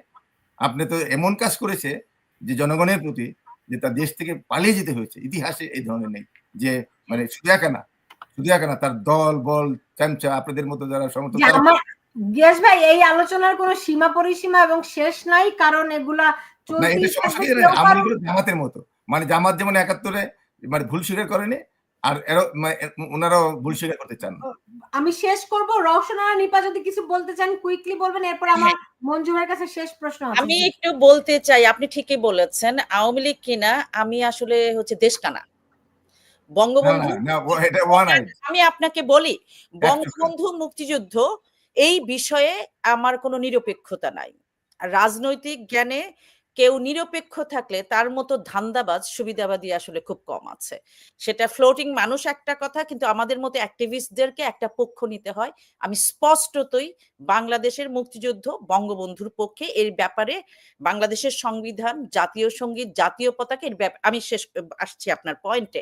আপনি আমাকে ভুল স্বীকার কার কাছে? আপনি প্রথম কথা যেটা বলেন, প্রধানমন্ত্রী দেশ ছেড়ে পালিয়ে গিয়েছেন অথবা আপনারা পালিয়ে যেতে যে ঘটনা তার চলে যাওয়ার পরে বঙ্গভবনে হয়েছে, গণভবনে হয়েছে, যেভাবে একটা বয়স্ক নারীর ব্রা নিয়ে উৎসব হয়েছে, গাছ মাছ ফাঁস ফুল ফল, এই যে ওইখানে একজন নারী সে কত বয়স কিনা, তাকে তো রেপ করতে পারে নাই, এই কষ্টেই মরে যাচ্ছে মানুষজন। না না, পালিয়ে গেলে No, no, no, আমি শেষ করি, আপনার সময় আমি দেশটাকে লুটপাট করে পালিয়ে No, গেলে no, মানুষ কি আমি করবে? আসতেছি। দেশ থেকে তো- লুটপাট, পৃথিবীর সব দেশের ক্ষমতায় এটা তো যাওয়া লজ্জাজনক ঘটনা যে একটা দেশ থেকে একটা সরকার পালিয়ে যায়। লজ্জা ওই যে মানুষের হওয়া উচিত যারা এই মবের নেতৃত্ব দিয়েছে, যারা একটা নারীর ব্রানিয়ের উৎসব করেছে প্রাউডলি, বাবা ছেলে বা এই যে এটা জেনারেশন। তো আওয়ামী লীগের সুযোগ করে দিয়েছে। এটা তো আবার আওয়ামী লীগের কেন সুযোগ দোষ করে দিয়েছে। নন্দ ঘোষ? কেন শুনেন, সারা বাংলাদেশ থেকে মানে পালিয়ে যায়, মানে জনগণ, আপনি কি জনগণ বিশ্বাস করেন না? আপনি পালিয়ে গেছেন, আপনি আমার জনগণ বাসায় বিশ্বাস করেন না, মেরে আপনারা তো ফেলার বিশ্বাস জন্য। করেন? জনগণ ভাই আমার বিশ্বাস কথা করেন না। বলতে দেন, আমার কথা 95% জনগণ আওয়ামী লীগের তাদের বিরুদ্ধে ছিল। বুঝান। ভাই আমাকে বলতে, আপনার সময় আমি বলি নাই, আপনি আমাকে বাসায় এসেছেন, আমাকে রেপ করবেন, আমাকে মেরে ফেলবেন। উদাহরণ, আমি প্রাণ বাঁচাতে আমাকে কেউ একজন হেল্প করেছে, আমি পাশের বাসায় গিয়েছি, এটাতে আপনি যদি বলেন ভাই তুই পালাইলি না কেন, তুই কেন হচ্ছে এই বটির নিচে আসলি না, সেইটার একটা এটা আপনি না, বলতে না, পারেন না। সিস্টেমে যে- আপনারা যান নাই। কোন দেশের সরকার পতন হয়েছিল এরশাদের সময়, তখন বিএনপি আওয়ামী লীগ একসাথে ছিল, একটা বাড়িতে আগুন দেওয়া নাই, জনতা টাওয়ার থেকে শুরু করে এরশাদের কোনো অফিসে আগুন দেওয়া হয় নাই। আপনি বলেছেন এরশাদকে এভাবে গুম হত্যা করেছে, এরশাদ কি আয়নাঘর করেছে? আসলে আমরা তখন আয়না ঘরের প্রমাণ শুনেন, দেখাইতে পারেন। আমরা যখন আমি তখন ছাত্র দলের ঢাকা জেলা সভাপতি ছিলাম, এরশাদ বিরোধী আন্দোলন আমরা করেছি। আমাদেরকে গুলি করে নাই, আমাদের গুলি করে নাই, আমাদেরকে টিয়ার গ্যাস মেরেছে। আওয়ামী লীগ কি করেছে? আপনার গুলি, প্রকাশ্যে গুলি করেছে মানে আন্দোলনকারীদেরকে। ভাই ওইগুলি কারা করেছে সেটার তদন্ত আমি চাচ্ছি। এরশাদ তো আওয়ামী লীগের 10% করে নাই। যারা মগজের, আপনি যেমন বললেন আমরা হচ্ছে ভুল স্বীকার করি, আপনারাও চোখ দিয়ে দেখতে চান না যে আন্দোলনটা কিভাবে। আপনি তো জনগণ বিশ্বাস করেন না, জনগণ বিশ্বাস করি 41% মানুষ এখনো আওয়ামী লীগের সমর্থক। এটা আপনার লাস্ট ডাটা, এটা আওয়ামী লীগ করে নাই। আওয়ামী লীগ কিভাবে বলেন আপনি 41? কিভাবে আপনি বলেন? আন্তর্জাতিক যে ইয়েগুলো 37 আমি ভুলে গেছি। আমাকে বলতে দেন। 90 শুনেন, আপনার দামি নির্বাচনে তারেক রহমান সাহেব বলছিলেন, দামি নির্বাচনে বলেছিলেন যে নির্বাচনকে বয়কট করার জন্য। তো আপনার আওয়ামী লীগ তো 5% লোক তো দামি নির্বাচনে যায় নাই, নিজেদের লোক দিয়ে নির্বাচন করতে হলো, কোন রাজনৈতিক দল অংশগ্রহণ করে নাই। আপনি বলেন 5% সমর্থন নাই, 5% ছিল না লাস্টে। আপনার যদি 5% থাকতো তাহলে দামি নির্বাচন করতে হয় না, যে নিজেকে দলের দিয়ে নিজেদের মানে প্রতিদ্বন্দ্বী করতে হয় না। আপনার শুনে প্রত্যেকটা নির্বাচনের সময় নিরপেক্ষ লোক দাঁড়ায়, স্বতন্ত্র লোক দাঁড়ায়, স্বতন্ত্র লোকও তো দাঁড়ায় নাই। লজ্জাজনক, লজ্জা হওয়া দরকার আপনাদেরকে, আপনার আওয়ামী লীগের সমর্থক যারা আছেন, লজ্জা থাকা উচিত না। অনেক আছে যে মানে দুধে পানি দিয়ে দুধ দিয়ে গোসল করে অনেকে, দেখবেন আপনারা আওয়ামী লীগ এইভাবে করেন, আপনাদের কারণে আওয়ামী লীগ আরো স্বৈরাচারী হয়েছে। আপনাদের নিয়োগ সমর্থক কারণে, আপনি বলেন আপনি রাজনীতি করেন না কিন্তু আপনারা সমর্থক, এই সমর্থকদের কারণেই যারা কিছু দলকানা তাদের সহযোগী, এই যে আওয়ালদের সহযোগী, নুরুল হকদের সহযোগী, এদের কারণে কিছু সাংবাদিক আছে যারা নাকি সাংবাদিক দেখেন কি করেছে সাংবাদিকদের, তাদের অ্যাকাউন্টে এখন মানে শত শত কোটি টাকা পাওয়া যায়। তো এই সমস্ত সাংবাদিকদের কারণে আর আপনাদের কারণে আওয়ামী লীগ আরো স্বৈরাচার হয়েছে। আওয়ামী লীগের স্বাধীনতার পক্ষে শক্তি না। একটু উদাহরণ দেখেন তো, স্বাধীনতার পরে একটা উদাহরণ দেখান যে 71-এর পরে আওয়ামী লীগ একটা স্বাধীনতার পক্ষে কাজ করেছে। এটার মতো হাস্যকর প্রশ্ন আসলে দেখেন, আমাকে দেখান। আপনার বাকশাল করে শুনে, বাকশাল কি স্বাধীনতার পক্ষে ছিল? বাকশাল স্বাধীনতার পক্ষে ছিল? আপনার জামাতের সাথে আন্দোলন করা, শুনেন এই 111 এর সাথে আন্দোলন, মানে ক্ষমতায় যাওয়া, এই যে 15 বছরে ফ্যাসিস্ট কায়দায় দেশ শাসন, তত্ত্বাবধায়ক সরকার বাতিল করে দেওয়া, দিনই ভোর রাতে করা, আয়না ঘর, ক্রস ফায়ার করা, এগুলি কি স্বাধীনতার পক্ষে? আচ্ছা গিয়াস ভাই আমাকে একটা প্রশ্ন উত্তর দেন। এই জন্য জনগণের অভ্যুত্থান কখন হয়? জনগণের অভ্যুত্থান হয়েছে 95% জনগণের অভ্যুত্থান হয়েছে ষড়যন্ত্র করে, একেবারে 95% মানুষ ষড়যন্ত্র করেছে, এবং এটার এই টাকাটা দিয়ে 95% জনগণ 5% এর বিরুদ্ধে ষড়যন্ত্র। ঢাকা শহরের ওই জনগণ না, 18 কোটি মানুষের মধ্যে যদি 10 লাখ 95% জনগণ 5% এর এই ফ্যাসিস্টদের বিরুদ্ধে ষড়যন্ত্র করেছে। আমি আমার একটা মিটিং এ, অফিসিয়াল মিটিং এ যাইতে হবে। মঞ্জুর ভাই সরি, আমি একটু উত্তেজিত হয়ে গেছি, আপনারা কথা বলেন। উত্তেজিত হবেন না, আমার শেষ করে থাকেন। আপনাদের কারণে আরো শেখ হাসিনা মানে আমি শেষ করব, আমাকে শেষও করতে হবে। আপনাদের দল কেনার কারণে মুক্তিযুদ্ধ বলেন, মুক্তিযুদ্ধের কি কাজ করেছে আগে বাড়ি মঞ্জুর হক, আমরা দেখতে পাচ্ছি যে দেশের প্রধান বিচারপতিকে দেশ থেকে চলে যেতে হয়, আপনি মুক্তিযুদ্ধের পক্ষে বলতেছেন? প্রধান বিচারপতি মুক্তিযুদ্ধের পক্ষের নাকি আওয়ামী লীগ ১৬ আচ্ছা ডিসেম্বর এটা একটা আমি কি বলবো কিছু? হ্যাঁ, হ্যাঁ, জি, প্লিজ। মঞ্জুর হক, আমি যেটা আচ্ছা জানতে চাচ্ছিলাম যে আচ্ছা বলেন। নিশ্চয়ই বলার জন্য আপনি রেডি না, কোনো হয়েছেন। প্রশ্ন তো নেই আপনার, আমি শেষ করে প্রশ্ন দিই। আমার আছে, ধরেন এই যে আওয়ামী লীগ বিএনপি এখনো সেই মানে কে মুরগি আগে আচ্ছা না আচ্ছা, ডিম ঠিক আগে? আছে ঠিক আছে হ্যাঁ, ঠিক আছে, বুঝতে পেরেছি। আচ্ছা শুনেন গিয়াস ভাই, আমি আওয়ামী লীগের কোনো সদস্য নই, আমি রাজনীতি করি না, আমি একজন সাংবাদিক, আমি একজন গবেষক, আমি একজন আন্তর্জাতিক বিশ্লেষক। এটাই আমার পরিচয়। আমি পার্টিজান নই। প্রথম কথা হলো যে আপনি বাকশালের কথা বলেছেন। জিয়াউর রহমান বাকশালে যাওয়ার জন্য অ্যাপ্লাই করেছিলেন, দরখাস্ত আছে, সোশ্যাল মিডিয়াতে আছে, আপনি সার্চ দিলেই পেয়ে যাবেন।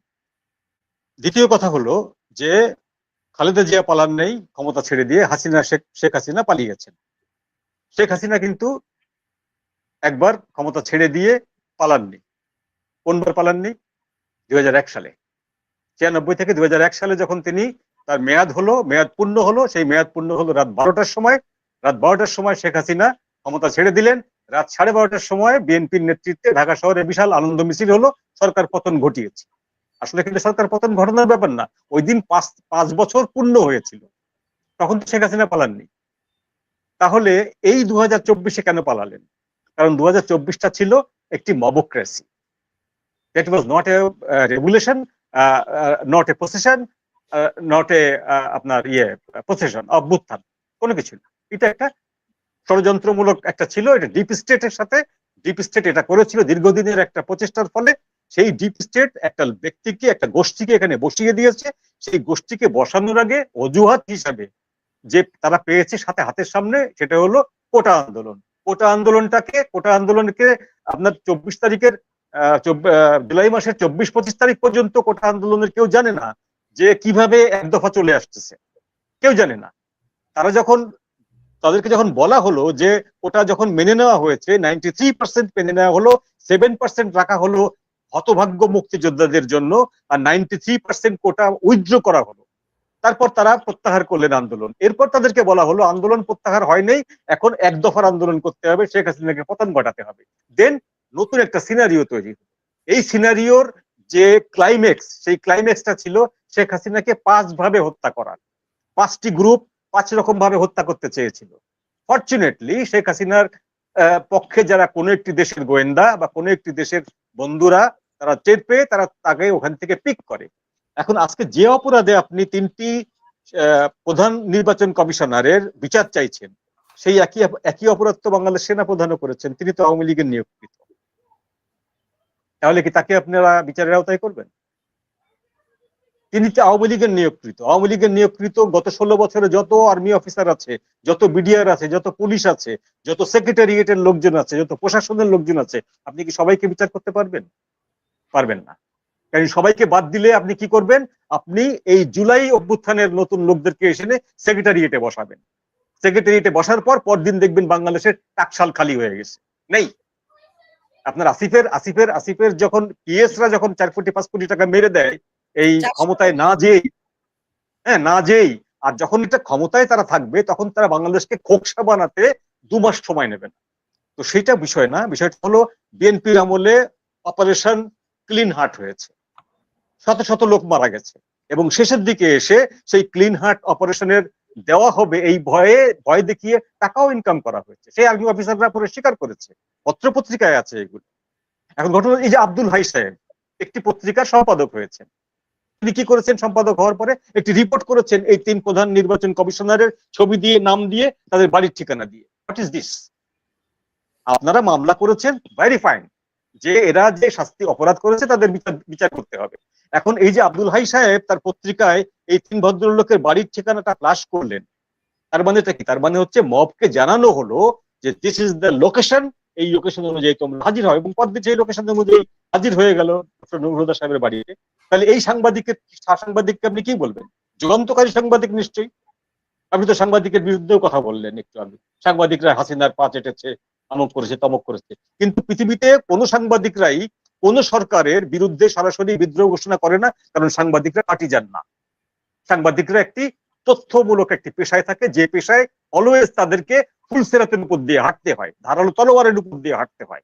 পড়ে গেলে আগুনের মধ্যে আর দাঁড়িয়ে থাকলে পা কেটে যাবে, এমন একটি অবস্থায় সাংবাদিকদেরকে চলতে হয়। সেখানে প্রতি দেশের কোন দেশের সাংবাদিকরা এই পরিমাণে টর্চার হয় নাই যে পরিমাণ টর্চার হয়েছে ইউনূস আমলে। কতজন সাংবাদিক? 170 জন সাংবাদিক। তার ভিতরে 20 থেকে 25 জনের নামে হত্যা মামলা, এমন এমন সাংবাদিকের নামে হত্যা মামলা যে সাংবাদিকের অপরাধ ছিল শুধুমাত্র শেখ হাসিনার সাক্ষাৎকার নেওয়া বা তাকে আপা ডাকা, হ্যাঁ, তার নামে হত্যা মামলা। এখন ধরুন ফরহাদ মাজার যখন খালেদা জিয়ার সঙ্গে চীন সফরে গেছেন, ফরহাদ মাজার খালেদা জিয়ার পাশে বসে বিমানে বসে বক্তব্য দিয়েছিলেন যে বাংলাদেশের ইতিহাসে এমন বিচক্ষণ নেত্রী দ্বিতীয়টি আসেন। এই কথা বলার পরে আওয়ামী লীগ যখন ক্ষমতায় আসলো, তখন কি ফরহাদ মাজারকে ডাক দিয়ে শাস্তি দিয়েছে যে আপনি এটা বলার কে, আপনি এটা কি করে বলেন? দেয়নি। তো এইটা আপনি আপনার আমলকে গ্লোরিফাই করবেন, আওয়ামী লীগের আমলকে গ্লোরিফাই করবে। আমরা যারা তৃতীয় পক্ষ, আমরা যারা চোখ কান একটু খোলা রাখি, আমরা তো ব্যাপারগুলো বুঝি, আমরা তো ঘাসের মুখ দিয়ে চলি না। বিষয়গুলো এত সহজে আপনি যে চাপিয়ে দিচ্ছেন, র‍্যাব সৃষ্টি করেছিল কে বাংলাদেশে? বিএনপি জামাত, ঠিক আছে? আওয়ামী লীগের পক্ষ থেকে 21 দফা ছিল নির্বাচনের আগে নির্বাচনের ইশতেহার, সেখানে বলা হয়েছিল আমরা ক্ষমতায় গেলে র‍্যাব বাতিল করব। শাহজাহান খান বলেছিলেন, করেননি। আমরা তার প্রতিবাদ করেছি। আওয়ামী লীগকে আমরা ধুয়ে দিয়েছি সমালোচনা করে র‍্যাব বাতিল না করার কারণে, কিন্তু আওয়ামী লীগ বাতিল করেনি, এই সরকারও তো বাতিল করেনি। এই সরকার তো একটা সুফি সরকার, এই সরকার আওয়ামী লীগ বিএনপি কেউ না, সুফি সরকার একটা। জনগণের কল্যাণ করার জন্য এরা আসমান থেকে নাজিল হয়েছে। এরা কেন র‍্যাব বাতিল করলেন না? একটি এক্সট্রা জুডিশিয়াল কিলিং করে, বেআইনি কিলিং করে, বাতিল করলেন না কেন? করলেন। হ্যাঁ, এখন এই কথাগুলো আসলে বলে লাভ নেই। গ্রেনেড হত্যা থেকে শুরু করে বিএনপি যত অপরাধ করেছে সবগুলো অপরাধের আওয়ামী লীগ বিচার করতে পারেনি, জনগণ বিচার করতে পারেনি। তেমনি আওয়ামী লীগ যত অপরাধ করেছে সেই অপরাধগুলোরও আপনারা বিচার করতে পারবেন না। আপনাদের বিচার করতে গেলে সেই বিচারগুলো 20 বছর 30 বছর ধরে চলবে। একটি রাজনৈতিক দল, দুটি রাজনৈতিক দল পরস্পরের বিরুদ্ধে মামলা, পাল্টা মামলা এগুলো চলে। কিন্তু তাই বলে আপনি যদি এখন একটু অনুষ্ঠানে বসেন যে আপনার দল যদি এখন বলেন, তাহলে আমি নিরপেক্ষ অবস্থান থেকে আপনাকে আমি এরকম 100টা প্রমাণ দেখাতে পারি যে অপরাধগুলো আওয়ামী লীগের অপরাধের থেকে তো কম তো না, বরং বেশি বিএনপির। কিন্তু তারপরেও আমি কিন্তু আগেই বলে নিয়েছি যে বিএনপির উপরে মানুষ এখন পর্যন্ত আশা করে কি জন্য? There is nothing better than BNP. কারণ জামাত এবং জামাতের নেতৃত্বে যে মৌলবাদী গোষ্ঠী আছে, সেই মৌলবাদীর গোষ্ঠী বাংলাদেশকে ছিঁড়ে ফেলে দেবে, বাংলাদেশকে খণ্ড বিখণ্ড করবে, বাংলাদেশের মানুষের কণ্ঠনালী চেপে ধরবে। এই থেকে পরিত্রাণের উপায় যদি আওয়ামী লীগ না থাকে এখন সিনে, একমাত্র উপায় হচ্ছে বিএনপি পারে এটাকে ঠেকাতে। সেই জন্য বিএনপির উপরে মানুষ এখন পর্যন্ত আশা করে। এখন আমি সুলতানার বক্তব্য এখানে শেষ করি যে মব কালচার, যেটা আমি আগেই বলেছি যে মব কালচারটা হচ্ছে আপনি যে দুর্বল, আপনার হাতে যে আইন যে দুর্বল সেটির প্রমাণ। আপনি আপনার শত্রুকে আইন দ্বারা যখন কুপকাত করতে পারবেন না, তখন বেআইনি এই মবক্রেসি দিয়ে, মব ভায়োলেন্স দিয়ে তাকে আপনি অপমান করবেন, অপদস্থ করবেন। ডক্টর ইউনূস প্রথম দিন এসে বলেছিলেন আমরা প্রতিশোধের রাজনীতি করব না। আনফরচুনেটলি তিনি তার পরদিন থেকেই প্রতিশোধের রাজনীতি করছেন। তিনি যে দলটির এজেন্ডা, যে গ্রুপটির এজেন্ডা সার্ভ করছেন, সেই গ্রুপটির হয়ে বাংলাদেশের স্বাধীনতা, বাংলাদেশের মুক্তিযুদ্ধের যাবতীয় স্মৃতি সবকিছুকে ধ্বংস করে দিয়ে তিনি নতুন বাংলাদেশ তৈরি করতে চাচ্ছেন। এই যদি কাজগুলো তিনি না করতেন, তিনি যদি শুধুমাত্র আওয়ামী লীগের বিরুদ্ধে থাকতেন, তাও কিন্তু জনগণ এত ক্ষেপ্ত না তার উপর। কারণ মুক্তিযুদ্ধ একটি আমাদের কাছে সংবেদনশীল জায়গা। মুক্তিযুদ্ধের প্রশ্নে আমাদের কাছে জীবনে কোনো ছাড় নেই। আমাদের বাচ্চা তারা মুক্তিযুদ্ধ করেছে, আমাদের পরিবার থেকে 18 জন লোক মারা গেছে মুক্তিযুদ্ধ, আমার বংশ থেকে। তো সুতরাং মুক্তিযুদ্ধের ব্যাপারে আমাদের কোনো ছাড় নেই। কিন্তু প্রফেসর ইউনূস সেই মুক্তিযুদ্ধের ভিত্তিমূলে আঘাত করেছেন। উনি কালকে নির্বাচন দিন আর 10 বছর পর নির্বাচন দিন, কিচ্ছু ম্যাটার করে না আমার কাছে। সাধারণ মানুষের কাছে ম্যাটার করে কোনটা? যে উনি আমার দেশের যে অস্তিত্ব, আমার দেশের যে মর্যাদা, সেই মর্যাদাটাকে উনি ভুলুণ্ঠিত করছেন, মুক্তিযুদ্ধকে ভুলুণ্ঠিত করছেন এই মব কালচার দিয়ে, মব ভায়োলেন্স দিয়ে। এটা ঠিক না। আপনি বিচারপতি সিনহার কথা বললেন, প্রধান বিচারপতিকে এবং সুপ্রিম কোর্টের যে 12 জন বিচারপতিকে ঘাট ধরে বের করে দেওয়া হলো সুপ্রিম কোর্ট থেকে। সিনহার তো গায়ে হাত দেয় নেই কেউ। সিনহা সাহেবকে আওয়ামী লীগ অন্যায়ভাবে বের করে দিয়েছে, কিন্তু এই যে 12 জন অ্যাপিলেট ডিভিশনের বিচারপতিকে ঘাট ধাক্কা দিয়ে অফিস থেকে বের করে দেওয়া হলো, পিয়নদের সামনে, পুলিশের সামনে, রাস্তার হকারদের সামনে, কে ঠেকাতে গেছে? কে তার বিরুদ্ধে মামলা করেছে? নোবডি। সুতরাং এই জিনিসগুলো পয়েন্ট বাই পয়েন্ট যদি আপনি তুলতে থাকেন, আমি আপনার প্রত্যেকটা পয়েন্ট খণ্ডন করতে পারবো, দরকার নেই সেটা। আমরা মব ভায়োলেন্স আপনি চান না, আপনার দল চায় না। গিয়াস ভাই, মঞ্জুর ভাই, দেখুন এই মুহূর্তে আমরা দেখতে পাচ্ছি যে সরকারের মানে কারো উপর কারো সেই অর্থে কোনো নিয়ন্ত্রণ নাই, তবু এই সেটা কথা না। আমি ধরে নিচ্ছি বিএনপি এখন পর্যন্ত নির্বাচন চায় এবং বিএনপি মব কালচার চায় না। ইয়াস ভাই যেটা বললেন আমি সেটাকে সত্যি ধরে নিলাম যে হ্যাঁ, বিএনপি মব কালচার চায় না। আমি বিএনপির 3-4 জন বড় নেতার কথা জানি, তারা মব কালচারের বিরোধিতা করেন, এই করেন সেখানে। যেমন ধরুন আজকে সরকারের প্রেস সচিব যিনি বলেছেন যে এই মবটি হচ্ছে এটা মব না, এটা হলো প্রেশার গ্রুপ।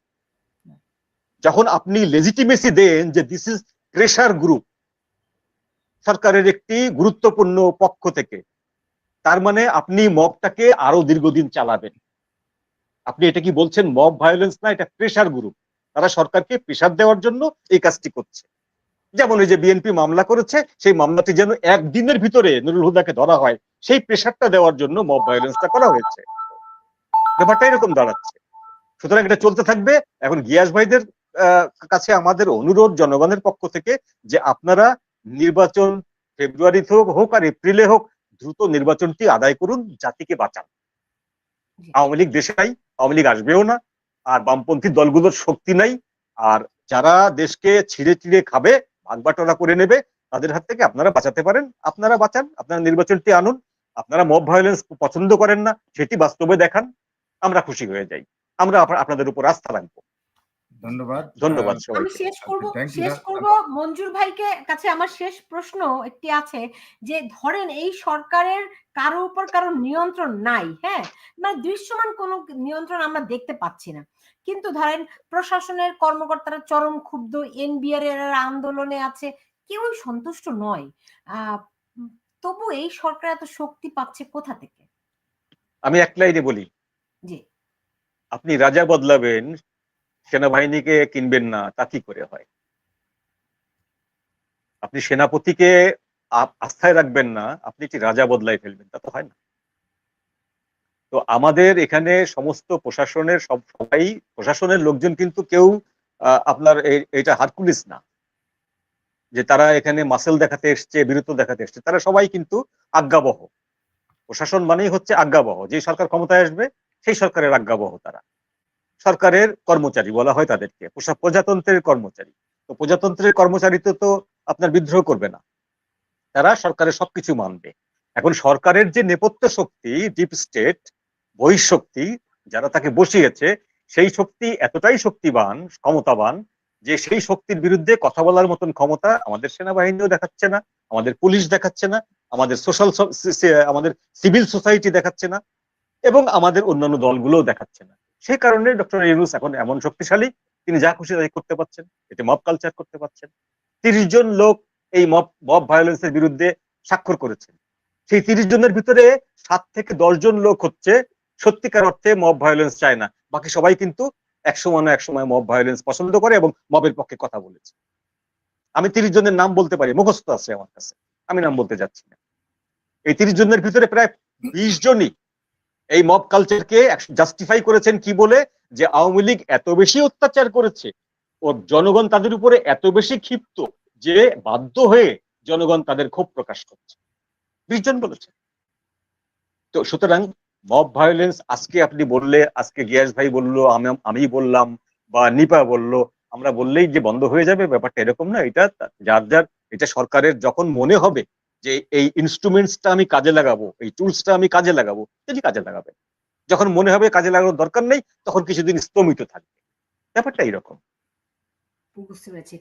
গিয়াস ভাই, আপনি বোধহয় কিছু বলতে চাচ্ছেন, কিন্তু আমি একটা কথা বলি, আওয়ামী লীগ বিএনপির ঝগড়াটা কইরেন না এখন, হ্যাঁ, বরং আমি বলবো এইটুকুর উত্তর দেন যেটি মঞ্জুর ভাই বলছিলেন যে বিএনপির কাছে এখন মানুষের প্রত্যাশা অনেক, কারণ একমাত্র যেহেতু আওয়ামী লীগ সিনে নাই, একমাত্র বিএনপি পারে দেশটিকে রক্ষা করতে, স্বাধীনতার সার্বভৌমত্বকে বাঁচিয়ে রাখতে এবং একটা নির্বাচনের জন্য সরকারকে বাধ্য করতে। এই আকাঙ্ক্ষা, মানুষের এই আকাঙ্ক্ষা বাস্তবায়নের জন্য বিএনপি কতটুকু অগ্রসর হবে, এইটুকু আমাকে বলেন। ঝগড়ায় আমরা না যাই ভাই, তাহলে আবার আমার নিপা কাছে যেতে হবে, আবার মঞ্জুর ভাই। পিছনে যাচ্ছি না, আপনার ওই র্যাবের কথাও যাব না। তারপর বলি যে র্যাবটা যখন বিএনপি গঠন করেছিল, আমাদের বন্ধু-বান্ধব যারা ছাত্রলীগ করতো, ছাত্রদল করতো, বিএনপি তাদেরকে হত্যা করেছে। এখানে মানে আমাদের ওই নারায়ণগঞ্জে গিয়াস ভাই, আমি তো তখন থেকে শুরু সাংবাদিক করে এবং আমি তখন হ্যাঁ, রিপোর্টার। আমি বলি ওদের শুনেন, না, না বলি যে মানে একটু যে দাঁড়ান, তখনকার আপনি র্যাব আর ওখানে এখনকার গেলে আওয়ামী লীগের আমার র্যাব এক আলোচনাটা না। বাড়তেই থাকবে ভাই। সেটাই। অতএব কেন এই যে বলছি? মানে দাঁড়ান। মানুষ যে সচেতন না, আমি বলি যে মানুষ যে একপেশা কিছু লোক। এটাই হলো প্রবলেম, বুঝছেন না? সত্য কথা বুঝে বললেন না, মীর বাবা বলছেন যে মানে তিনি একটা মানে একটা আদর্শকে যখন মানুষ বিশ্বাস করে, সেই আদর্শের না, পক্ষে আমি বুঝতে সেই পারছি। আদর্শ আমি অন্যায় আপনাকে করলো সেটা আমার শুনতে চোখে লাগে অনুরোধ না। করছিলাম না, আপনি। আমি এখন যে বর্তমান যে পরিস্থিতিটা সেটা হলো যে বিএনপি আপনার জনগণের দল বলেই এক গণতান্ত্রিক আন্দোলনের পক্ষে এবং সেটা এবং বিএনপি সবসময় বলে আসছে যে একটি সুষ্ঠু নির্বাচন এবং দ্রুত সংস্কার। দ্রুত সংস্কার কি? যে বিএনপি যেটা সবসময় একটা তত্ত্বাবধায়ক সরকারের অধীনে নির্বাচন করার দাবি করে আসছে। একটা নির্বাচন প্রক্রিয়াটা যেন সুষ্ঠু হয়। জনগণ যাতে সুষ্ঠুভাবে ভোট দান করতে পারে এবং ন্যায় বিচারের ক্ষেত্রে এবং আমাদের আ তারেক রহমান সাহেব ৩১ দফা দিয়েছেন আর ২ বছর আগে। এই ৩১ দফার মধ্যে বর্তমান যে সংস্কারগুলি আছে সেখানেও প্রায় মেক্সিমামই একই কথাবার্তা আছে। তো জি, সেক্ষেত্রে আমি মনে করি যে এই ৩১ দফা বা বর্তমান সংস্কারটা দ্রুত করে নির্বাচনের যাওয়ার জন্যই কিন্তু আপনার বিএনপি চাপ দিচ্ছে এবং বিএনপি ৭১ থেকে বিএনপির যারা ৭১ এর যারা বিরোধী শক্তি তাদের বিরুদ্ধে দাঁড়িয়েছে। বিএনপি কিন্তু ওই যখন বলেছিল ইনকিলাব জিন্দাবাদ, তারপরে সংবিধানকে ছুঁড়ে ফেলা হোক, ৭২ ৭১ মানে ওই সংবিধান বাতিল, এটা বিএনপি প্রতিবাদ করেছে। বিএনপি তো একমাত্র দল এখন যেটা নাকি ৭১ কে সামনে রেখেই এবং ২৪ এর যে চেতনা সেটাকে সামনে রেখে কাজ করতে চায়। তো সেই জি। ক্ষেত্রে আমি মনে করব যে বর্তমান যে মানে সরকার আছে, অন্তর্বর্তীকালীন সরকার, উনারা যে এই এই মব ভায়োলেন্স টাকে তারা প্রশ্রয় দিচ্ছেন অনেক ক্ষেত্রে। কারণ হলো যে এই চাঁদাবাজিও মানে এনসিপি কে এস্টাবলিশ করতে হবে। যেমন বসুন্ধরা থেকে শুরু চাঁদাবাজি করে তো অনেক করছে বিএনপি। বিএনপির বিরুদ্ধে চাঁদাবাজির ঢালাও অভিযোগ ভাই। আচ্ছা, আসি। আপনার বিএনপি একটা বড় দল। ১৫ বছর কিন্তু বিএনপি নির্যাতিত হয়েছে। এই এনসিপি নির্যাতিত হয় নাই। অন্য কোন দল এভাবে হয় নাই। তো সেই ক্ষেত্রে এই মানে আমার জমি ১০ কাঠা জমি এখন দখল করে আছে। মানে আওয়ামী লীগের সময় আমি দেশে যেতে পারিনি। এই ১৫ বছর ১৪ বছর দেশে যাইনি। তো আমার সাভারে মানে ১০ কাঠা জমি দখল করে রেখেছে। না আমি দেশে গিয়ে এখন যদি আমি দলবল নিয়ে যদি ওটাকে দখল করতাম তাহলে আবার আমার পত্রিকায় আসতো যে এই গিয়াস আহমেদ বিএনপি নেতা এই দখল করলো। বুঝছেন না? তো এই যে ১৫ বছর যে দখল হয়েছে, বিএনপির বিরুদ্ধে অন্যায় অত্যাচার হয়েছে, তার বাড়িঘর লুট হয়েছে, ব্যবসা-বাণিজ্য করতে পারে না, খেত খামারে ঘুমিয়েছে। তো এটা তো আপনার কিছুটা মানে তো আমরা সমর্থন করি না। তারপর তো কিছুটা তো হয়েছে এবং হওয়ার পরে সেটা কিন্তু বিএনপি অ্যাকশন এ গিয়েছে। অনেক বিএনপি নেতাকে আপনার মানে জি, বুঝতে পেরেছি, বহিষ্কার বুঝতে করেছে। পেরেছি। আমি শেষ করব। হ্যাঁ, মির্জা কিন্তু আব্বাস যদি এখন যে শেষ কিছু এনসিপির বলতে কথা চান। বলি, এনসিপিরা যে না, আমার চৌধুরী সময় উপর শেষ। করছে সেটা কিন্তু গিয়াস ভাই। বিচার হচ্ছে না। জি, বিচার হচ্ছে না। আমি মনে করি যে বর্তমান যে দেশে যদি একটা মানে আমরা যেভাবে দেখি অস্বস্তিকর পরিবেশ দেখি, মব ভায়োলেন্স দেখি, এটার জন্য আমি আবারও বলি, আমি এইজন্যে আমি আওয়ামী লীগকেই দায়ী করব যে আওয়ামী লীগ এই ১৫ টি বছর যে তত্ত্বাবধায়ক সরকার বাতিল করেছে এবং গুম, হত্যা, লুণ্ঠন করেছে। মানে এটা যদি না করত, ৭১ এর চেতনা ধ্বংস করেছে। এটা এই মানে এটা যদি না করত তাহলে তো আর এই মব ভায়োলেন্স আসে জি, না। বুঝতে তাহলে পেরেছি। আর এই ২৪ আপনার জুলাই কথা হয় না। একদম ক্লিয়ার স্পষ্ট। নিপা আপা যদি কিছু বলতে চান শেষ। ৩০ সেকেন্ড আপা। আনমিউট করেন, আনমিউট করেন। হ্যাঁ। না, আমি নিজেকে থামিয়ে রাখতে মিউট করে রেখেছিলাম। আচ্ছা। এনিওয়ে যেটা হচ্ছে আমার কিছুই বলার নাই। আওয়ামী লীগ এত শক্তিশালী, এই যে মব তারা চালাচ্ছে, ঠিক আছে? এটা নিয়ে আমি খুবই খুশি যে এত পাওয়ার আছে। তো এই শক্তি জেগে থাকুক। তো যেটা গিয়াস ভাই বললেন এবং যেভাবেই বলেন যে তারা আমাদেরকে দলকানা বলেন। আমি নিজে যদিও আওয়ামী লীগের সদস্য পদেও নাই। আমি জীবনে আওয়ামী লীগের পার্টিজান রাজনীতি করি নাই। কিন্তু দেশের এই ক্রান্তি লগ্নে আমি মনে করি মুক্তিযুদ্ধ বাংলাদেশ এবং একটা জায়গায় থাকার জন্য আমি কথা বলব। সেটা যদি কেউ আমাকে আওয়ামী লীগ ট্যাগ দেয়, আমি প্রাউডলি সেটাকে নিবো। যদিও আমি দলের কেউ না। কিন্তু এই যে মবের কারণে এই যে এইটা আসলে রাজনীতির ক্ষেত্রে না, বিশেষ করে যারা বড় শেষ থাকেন। করতে হবে, কুইক। হ্যাঁ, শেষ করব। বিশেষ করে যারা বড় পদে থাকেন তারা খুব মুখস্থ কথা বলেন এবং ওইটা থেকে বের হয়ে যান না এই কারণে, কারণ উনার পদটা থাকবে কি থাকবে না। আমাদের তো সে ভয় না, আমরা তো পদহীন মানুষ। সো সাধারণ মানুষ, সেই ক্ষেত্রে আমি বলব। তবে অবশ্যই আমি শেষ কথা বলি, আওয়ামী লীগের বাংলাদেশ আওয়ামী লীগের যে ভুলটা ছিল সেটা অবশ্যই কিছু ভুল সেটা ছিল, এবং একটা দল যখন শাসন করে দীর্ঘ সময় তার সেই ভুলটা, বিশেষ করে আমি মনে করি বাংলাদেশের মানবাধিকারের মানসিক যে বিষয়টা, সেই জায়গা থেকে আওয়ামী লীগ কখনো নার্সিং করে হিউম্যান যে বিষয়টা, সে অবকাঠামোগত উন্নয়ন করেছে, সেই জায়গায় অবশ্যই তার পুনর্মূল্যায়ন জরুরি। ধন্যবাদ। আমি একদম শেষ করার আগে মঞ্জুর ভাই ছোট্ট একটা রিমার্কস শুনতে চাই, ছোট্ট। মঞ্জুর ভাই। আর কিছু তো বলার নেই। আমি যেটা গিয়াস ভাইও বললেন, এটি হলো আসলে বিএনপির বক্তব্য, এটি ডক্টর ইউনূসের বক্তব্য, এটি জামাতের আমিরের বক্তব্য। এই বক্তব্য কিন্তু সব সেম, যে মব হয়েছে আওয়ামী লীগের 16 বছরের দুঃশাসনের কারণে। এটি বলা মানেই হচ্ছে যে মবের যাবতীয় সমস্ত অপকর্মকে লেজিটিমেসি দিয়ে দেওয়া। তা আপনি যদি তিনটি প্রধান গ্রুপ, বিএনপি, জামাত এবং সরকার এবং এনসিপি, যদি এক সুরে কথা বলে যে মব হয়েছে আওয়ামী লীগের অপরাধের কারণে, তাহলে আপনি মব ভায়োলেন্স কমানো, মব ভায়োলেন্স দূর করা, মব থেকে মুক্ত করা, এই কথাগুলো বাকওয়াজি হয়ে যায়, স্রেফ বাকওয়াজি, কিচ্ছু হবে না। তো আমরা আশা করি মব চলুক। মব তো আসলে জাতপাত বিচার করে না, মব হচ্ছে ফ্রাঙ্কেনস্টাইনের মতো।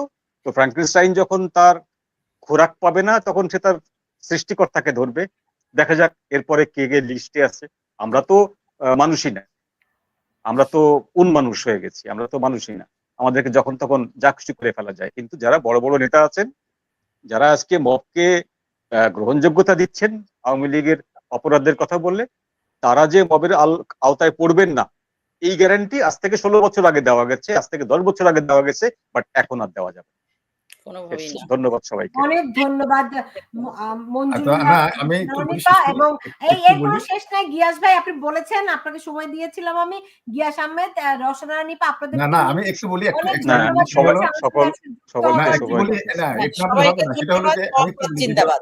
মঞ্জুর ভাই যখন বললেন যে ডিপ স্টেটের কথা, কিন্তু আপনি তো ভারতের যেভাবে দেশটাকে 15 বছর চালিয়েছে, আপনার এই কি বলে আবার সেই আলোচনা ভাই, অনেক ধন্যবাদ। আচ্ছা, আমার অনেক কাজ আছে ওনাদের। গিয়াস ভাই, আমির খুসরো মাহমুদ কবে ভারতে গেছিল, আপনার দিন তারিখ মনে আছে? না, আপনি শুনেন, ভারতীয় আমির খুসরো মাহমুদ কেন ভারতে গিয়ে ওদের স্বরাষ্ট্রমন্ত্রীর সঙ্গে দেখা করেছিলেন, আপনার মনে আছে? ভারত একটা প্রতিবেশী দেশ, তার সাথে তাইলে আপনি বললেন কেন? তাইলে আপনি ভারত কূটনীতি সম্পর্ক রাখা আর তাদের দ্বারা তার মানে হচ্ছে যে আপনাকে একটা আমার সম্পর্ক আপনি মাপলেন কিভাবে যে সে দাস হয়ে গেছিল, আপনি দাস হন নাই? মানে প্রভু মেনে আপনি ক্ষমতায় আসলে বিপক্ষে গেলে দালাল। এনিওয়ে, মঞ্জুরুল আহমেদ, ভারতের সাথে ধন্যবাদ। আমেরিকার সাথে আমাদের সুসম্পর্ক থাকতে হবে। সবাই ভালো থাকুন, এবং তিনজনকে অনেক ধন্যবাদ জানাচ্ছি আজকে আমাদের আলোচনায় যুক্ত হওয়ার জন্য। আসলে এই হচ্ছে গিয়ে যে এই টক শোতে যারা দেখলেন, এইটুই হচ্ছে আসলে আমাদের বাস্তবতা। ওই যে ব্রিটিশরা আমাদেরকে শিখিয়েছিল ডিভাইড অ্যান্ড রুল, মানে ভাগ করো এবং শাসন করো, যাতে করে ঐক্যবদ্ধ হলেই সেই ঐক্যবদ্ধ শক্তির সামনে কখনোই ভিনদেশী শাসক গোষ্ঠী টিকতে পারেনি। এখনো বাংলাদেশে সেই প্রক্রিয়া আসলে চলছে, যে কারণে আমরা নিজেরা একজন আরেকজনের বিরুদ্ধে দাঁড়িয়ে যখন নিজেরা বিবাদে জড়িয়ে পড়ি, কিন্তু এই ফাঁকে শত্রুই সবসময় শক্তিশালী থাকে। সেটি হচ্ছে কিনা নিশ্চয়ই দর্শক যারা আছেন বাংলাদেশের প্রশ্নে আপনারা এই বিষয়গুলি ভাববেন, সেই প্রত্যাশা রাখছি। কিন্তু আজকে যে বাংলাদেশের কথা বলা হচ্ছে নতুন বাংলাদেশ, সেই নতুন বাংলাদেশ যে আসলে আর কিছুই নয়, ওই 80-র দশকের এরশাদের আমলে যেমন স্বৈরাচারের যেই লেবাস ছিল নতুন বাংলাদেশ, সেই নতুন বাংলাদেশে যে যারা এখন রাজাকারদেরকে, স্বাধীনতা বিরোধীদেরকে নতুন ভাবে পুনর্বাসনের যে চেষ্টা করছে, সেইটি যে এই ব্যাপারে কোনো সন্দেহ সাধারণ মানুষের অন্তত নেই। এখন সাধারণ মানুষকে ক্ষমতায় যেতে, তাদের শক্তি প্রয়োগ করতে, কিংবা জনতার শক্তিকে সত্যিকার অর্থে দেখাতে হলে যেই সুযোগগুলো, যেই প্ল্যাটফর্মগুলো দরকার, হয়তো সেই জন্যই তারা অপেক্ষায় আছে। নিশ্চয়ই এই বর্তমানে যে নতুন বাংলাদেশের যে ফন্দি, সেটিও নিশ্চয়ই টিকবে না, কিন্তু সেজন্য কতদিন অপেক্ষা করতে হবে নিশ্চয়ই সময় তা বলে দেবে। আপনারা যে যেখানে আছেন সবাই ভালো থাকুন।